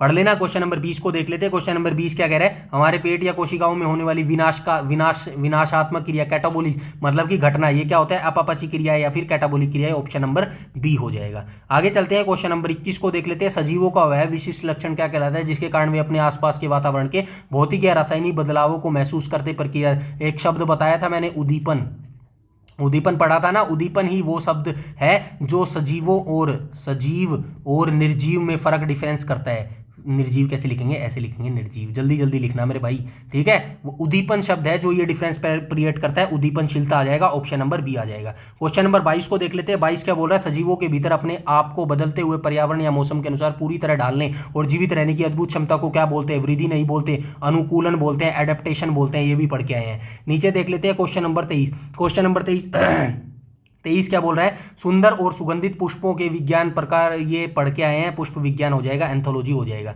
ठीक है। आगे चलते हैं क्वेश्चन नंबर 24 क्या बोल रहा है, आसमान में उड़ने वाले विभिन्न प्रकार के रंग बिरंगे पक्षियों और उनकी दुर्लभ प्रजातियों के वैज्ञानिक अध्ययन को क्या बोला जाता है। वैसे तो डायरेक्ट आपको याद रखना है ऑर्थिनोलॉजी, लेकिन इसकी हमने ट्रिक क्या की थी, पक्षी उड़ रहे हैं, ऐसे देखा था ना, और पक्षी उड़ रहे हैं, व्यवहार उनके प्रवास, ये देख लेना भाई, ठीक है। और देखो चिड़िया है, ठीक है। क्वेश्चन नंबर 25 आज का लास्ट क्वेश्चन देख लेते हैं। समुद्री या तालाबों में व्यावसायिक स्तर पर इंसानी लाभ, इसको पीसी कल्चर बोल देंगे मेरे भाई, एपीकल्चर नहीं, पीसी कल्चर कहाँ गया, ऑप्शन नंबर सी करेक्ट हो जाएगा क्वेश्चन नंबर 25 का। ये पूरा कंप्लीट जो है चैप्टर नंबर 1 बायोलॉजी का ऐसे कंप्लीट हुआ है। अगर आपको बिल्कुल आसान भाषा में कहोगे कि भैया एनसीईआरटी पढ़ा दे भाई, इतना लंबा हो रहा है, तो मेरे को कोई दिक्कत नहीं है, मेरी मेहनत कम हो जाएगी, मुझे तो अच्छा ही लगेगा, लेकिन आपका जो सिलेक्शन प्रोसेस है ना वो बढ़ जाएगा, आपकी जो है मेहनत डबल आपको करनी पड़ेगी। क्योंकि यकीन मानना ये एक पीडीएफ आपको कितनी आसानी से मिल रही है ना, लेकिन इस पीडीएफ के पीछे मेरी 5-6 घंटे की मेहनत लगी है मेरे भाई, ठीक है। आप करोगे तो बस वो पीडीएफ बनाने में रह जाओगे, सारी एनर्जी आपकी पीडीएफ बनाने में लग जाएगी, और आप जो फिर एनर्जी रिवाइज में लगानी थी ना, याद करने में लगानी थी, वो नहीं लगा पाओगे मेरे भाई। इसीलिए ये सारी चीज़ें दे रहा हूँ। बाकी फिर भी आपका फीडबैक जो है मुझे इंतजार है, आपका फीडबैक मेरे लिए इंपॉर्टेंट है, जैसे आप चाहेंगे वैसे आपको दे दूंगा, कोई दिक्कत वाली बात नहीं है। बस वीडियो को लाइक कर देना और वीडियो को शेयर कर देना। अब पूरे 1 घंटे के चैप्टर में देख लो, 1 घंटे 25 मिनट हो गए, मैंने कोई बकवास की हो या फिर कोई ऐसी लाइन बोली हो जिसका जो है लिंक आपके सिलेक्शन से ना हो, आपके पढ़ाई से ना हो, कोई फालतू की बात की हो, तो इतना तो आपको करना ही पड़ेगा मेरे भाई आज के समय में, अगर आपको सिलेक्शन लेना है मेरे भाई, बस ठीक है। चैनल को शेयर कर देना मेरे भाई, इतना सा आप मेरे लिए जरूर काम कर देना, क्योंकि आप ही जो हो मेरे चैनल को पुश कर सकते हो, मेरे चैनल को ग्रोस कर सकते हो, और ऐसे ही चीजें चलती रहेंगी मेरे भाई। कोई भी आपका डाउट है, क्वेरी है, सजेशन है, तो डेफिनेटली आप कमेंट सेक्शन में कमेंट करके बता सकते हो। और इस वीडियो के नीचे जो है मैं व्हाट्सएप लिंक दे दूंगा मेरे भाई, ठीक है, व्हाट्सएप लिंक दे दूंगा, उसको ज्वाइन कर लेना मेरे भाई, क्योंकि वर्तमान में जो है टेलीग्राम पर जो है अभी बैन चल रहा है नीट एग्जाम के ऊपर। कैसे अनपढ़ और मूर्ख इंसान है, मतलब कि इन्होंने ये सोचा कि टेलीग्राम से जो है पेपर लीक होना बंद हो जाएगा। अरे मेरे भाई, लीक करने वाला तो व्हाट्सएप से कर देगा, दुनिया जहान की एप्लीकेशन है वहां से कर देगा, मतलब दिमाग अजीब है यार इनका। एक वो 3 इडियट्स आपने फिल्म देखी है, उसमें एक लाइन कही गई है, अगर आपने देखा हो तो, वो उनका प्रोफेसर होता है, वो क्या कहता है, इनके जो दिमाग है ना, वो अगर मार्केट में बेचने निकलोगे ना तो बहुत अच्छा प्राइस मिलेगा। कैसे मिलेगा, क्योंकि इनके दिमाग कभी जो है यूज ही नहीं हुए मेरे भाई। तो ऐसे ही वर्तमान के जो दिमाग के हमारे शरीर है ना, जो हमारी सरकार है उसके जो दिमाग है वो यूज ही नहीं होते मेरे भाई, उनका बड़ा अच्छा प्राइस मिलेगा मेरे भाई, ठीक है। तो ये चीज़ याद रखना, बस व्हाट्सएप लिंक दे दूंगा मेरे भाई, ये ज्वाइन कर लेना, क्योंकि जो वीडियो की नोटिफिकेशन है वो आपको व्हाट्सएप पे मिलेगी कुछ दिन तक, जब तक टेलीग्राम जो है नहीं आता दोबारा से, ठीक है। तो व्हाट्सएप लिंक पर जाकर वीडियो के डिस्क्रिप्शन में देखना, व्हाट्सएप लिंक मिलेगा, उसको ज्वाइन कर लेना मेरे भाई, ठीक है। तो आज के वीडियो में इतना ही रखते हैं, मिलते हैं कल की नेक्स्ट वीडियो में बायोलॉजी चैप्टर नंबर 2 में मेरे भाई, ठीक है। तो पढ़ते रहिएगा, लगातार पढ़ते रहिएगा, और जिसका पीएचडी नहीं हुआ है वो पीएचडी की तैयारी जी लगाकर करते रहो मेरे भाई, ठीक है। तो कल की क्लास में मिलते हैं, आज के लिए इतना ही, धन्यवाद, जय हिंद।